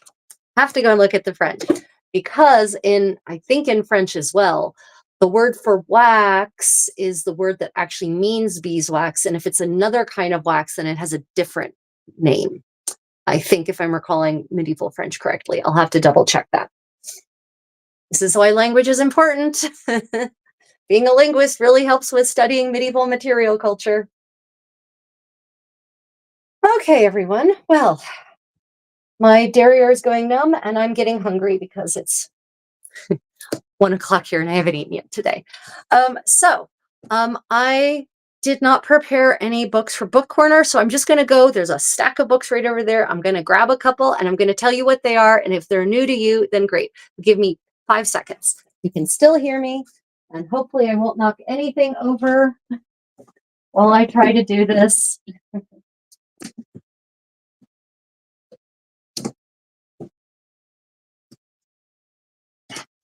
Okay, here we go. Books. Book corner time. Okay, let's see. Unfortunately, these are all from things I've read recently, so most of these will not be new to you, but we'll review anyway because it's for those of you who haven't joined in on previous live streams or haven't seen these books before. They will be good for you to know about. So this is one I perennially bring back up because it is an amazing resource for exploring medieval culture, medieval living history, understanding how things worked, what people thought, what they wore, what they did, what their lives were like. So this is Everyone a Witness, the Plantagenet Age. And it contains, for about 400 years of English history, 300 years of English history, so the Plantagenet Age, it is a compilation of excerpts from primary sources broken up by topic. So there's a collection of texts on cited texts on towns and buildings, on arts, on dress, on work and wages, on travel, for instance, medieval travel, law and crime, famous people. So, how medieval people, the Plantagenets, how the English in the Plantagenet age thought about medieval people, about historical events, right? All primary sources. There's a section on warfare, right? So, for that one, it's basically more or less just excerpts from chronicles about various battles, but still very interesting. So everyone to witness the Plantagenet age. This is a must-have for your personal library. Yep. Oh wait, I apparently missed something. Hold on a minute. Okay. So everyone to witness the Plantagenet age, and I actually haven't looked. I should look. I haven't looked to see if this is actually a series. Everyone a witness, and they have another age or another country. It'd be great if there was an exact same book for like France and Burgundy and Italy. Right? That would be a great resource to have. And the good thing about this book is that it tells you it tells you the source from which the text comes. So if you want to go and see what else that source contains, you can go look it up. You can go try to track down the original manuscript, or maybe a book that is a complete reprint of that original manuscript. Yeah. Hey, Reggie, it's Kate. Okay, cool. Ryan, my condottiero has been taken over. He's now possessed by different people. Okay, so this is the book. This is a compilation. This is one of those antiquarian collections, and we've been reading from this in medieval story time. So if you'd like to hear me read to you and discuss the text from these books, that's what I do during medieval story time with the Contessa. We don't just read. I don't just read to you. I do a reading, then we go back through it and we analyze the text, and I provide historical context. And one of the books we've been going through in our recent medieval storytime episodes is The Book of Nurture by John Russell. This is an etiquette manual from the 15th century, and it's been transcribed, thankfully, not translated though. So it's in its original 15th century English. But this particular edition, Kessinger Legacy reprints, has many of the 19th century antiquarians' very, very valuable footnotes. So again, a case of a primary source that also has footnotes pointing towards other primary sources. And this is literally looking back at table manners, how people ate, the things they did, what they shouldn't have done, what they definitely did, how to take a bath, how to serve your lord, how to serve at table, how to cut food to be served, how to carve, right? Medieval knights, medieval lords were especially noblemen were expected to know how to carve at table to serve someone who is higher ranking than them, right? So I can highly recommend the Book of Nurture.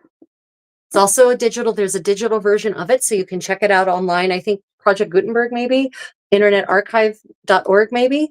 But you can also buy this very inexpensive reprint, which actually has the Book of Nurture plus 3 later editions of the Book of Nurture going up to the second half of the 16th century. So you can see how the manual actually evolved. Yeah, so Book of Nurture for the win.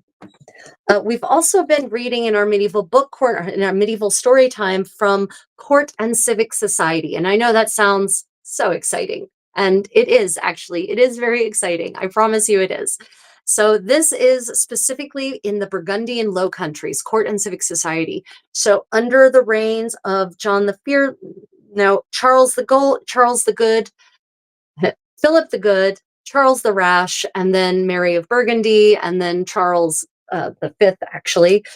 So it goes up to 1530. Mostly, though, it focuses on 15th century chronicles, primary source chronicles, only primary source chronicles that discuss life in the Burgundian court, spectacles, tournaments, feasts, dancing, court intrigue, etiquette, ceremonies, entry ceremonies, baptisms, all described by people who were living in the 15th century in their own words. So, title is completely boring, Court and Civic Society in the Burgundian Low Countries, but the book itself is fascinating and is like traveling back in time, like looking through a window. Yep. Okay, and then we talked about some of you have children, small children, and maybe this is a little bit, this is different than, you know, the kind of book I might usually recommend. But if you've got small children and you like to read to them, then I can really recommend Traveling Man. I love this book. We bought this for our boys when they were little. It's the journey of Ibn Battuta. And if you're not familiar with Ibn Battuta, acquaint yourself with Ibn Battuta. He is this amazing Muslim traveler. He's a by 14th century standards, for certain, a world traveler. He goes all over Africa and all over Asia and parts that we might even consider Europe now, and he chronicles his journeys. And so this is actually an illustrated edition that is perfect for children because it's got all these great illustrations and depictions of the things he saw, the things he describes, and then it's told in, of course, it's not his chronicle, but it's basically a children's story version of his chronicle. Right? It's just this beautiful book. I mean, look how it looks like it's an illuminated manuscript. So if you have small children or you know someone who has small children, and they like you to read to them, Traveling Man. I love this book so much. The Journey of Ibn Battuta, 1325 to 1354. Right? Just absolutely adore this book. And I'm sad that my boys are probably too old now to really appreciate it, but maybe they'll eventually get to an age like my age where they'll appreciate it again. Yeah, Traveling Man. Otherwise, I definitely recommend you go and look up the travel vlog of Ibn Battuta. She is super fascinating. What a man, what a guy, what a guy. He had a wife in every city. He he served the Khan. He served in the Mughal emperor. He was everywhere.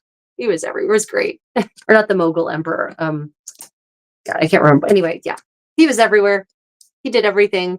He had crazy adventures, and I mean crazy adventures. Like, this man should have died 30 times over, and he somehow always came out on top. So, I mean, yeah, you could question how true his story is.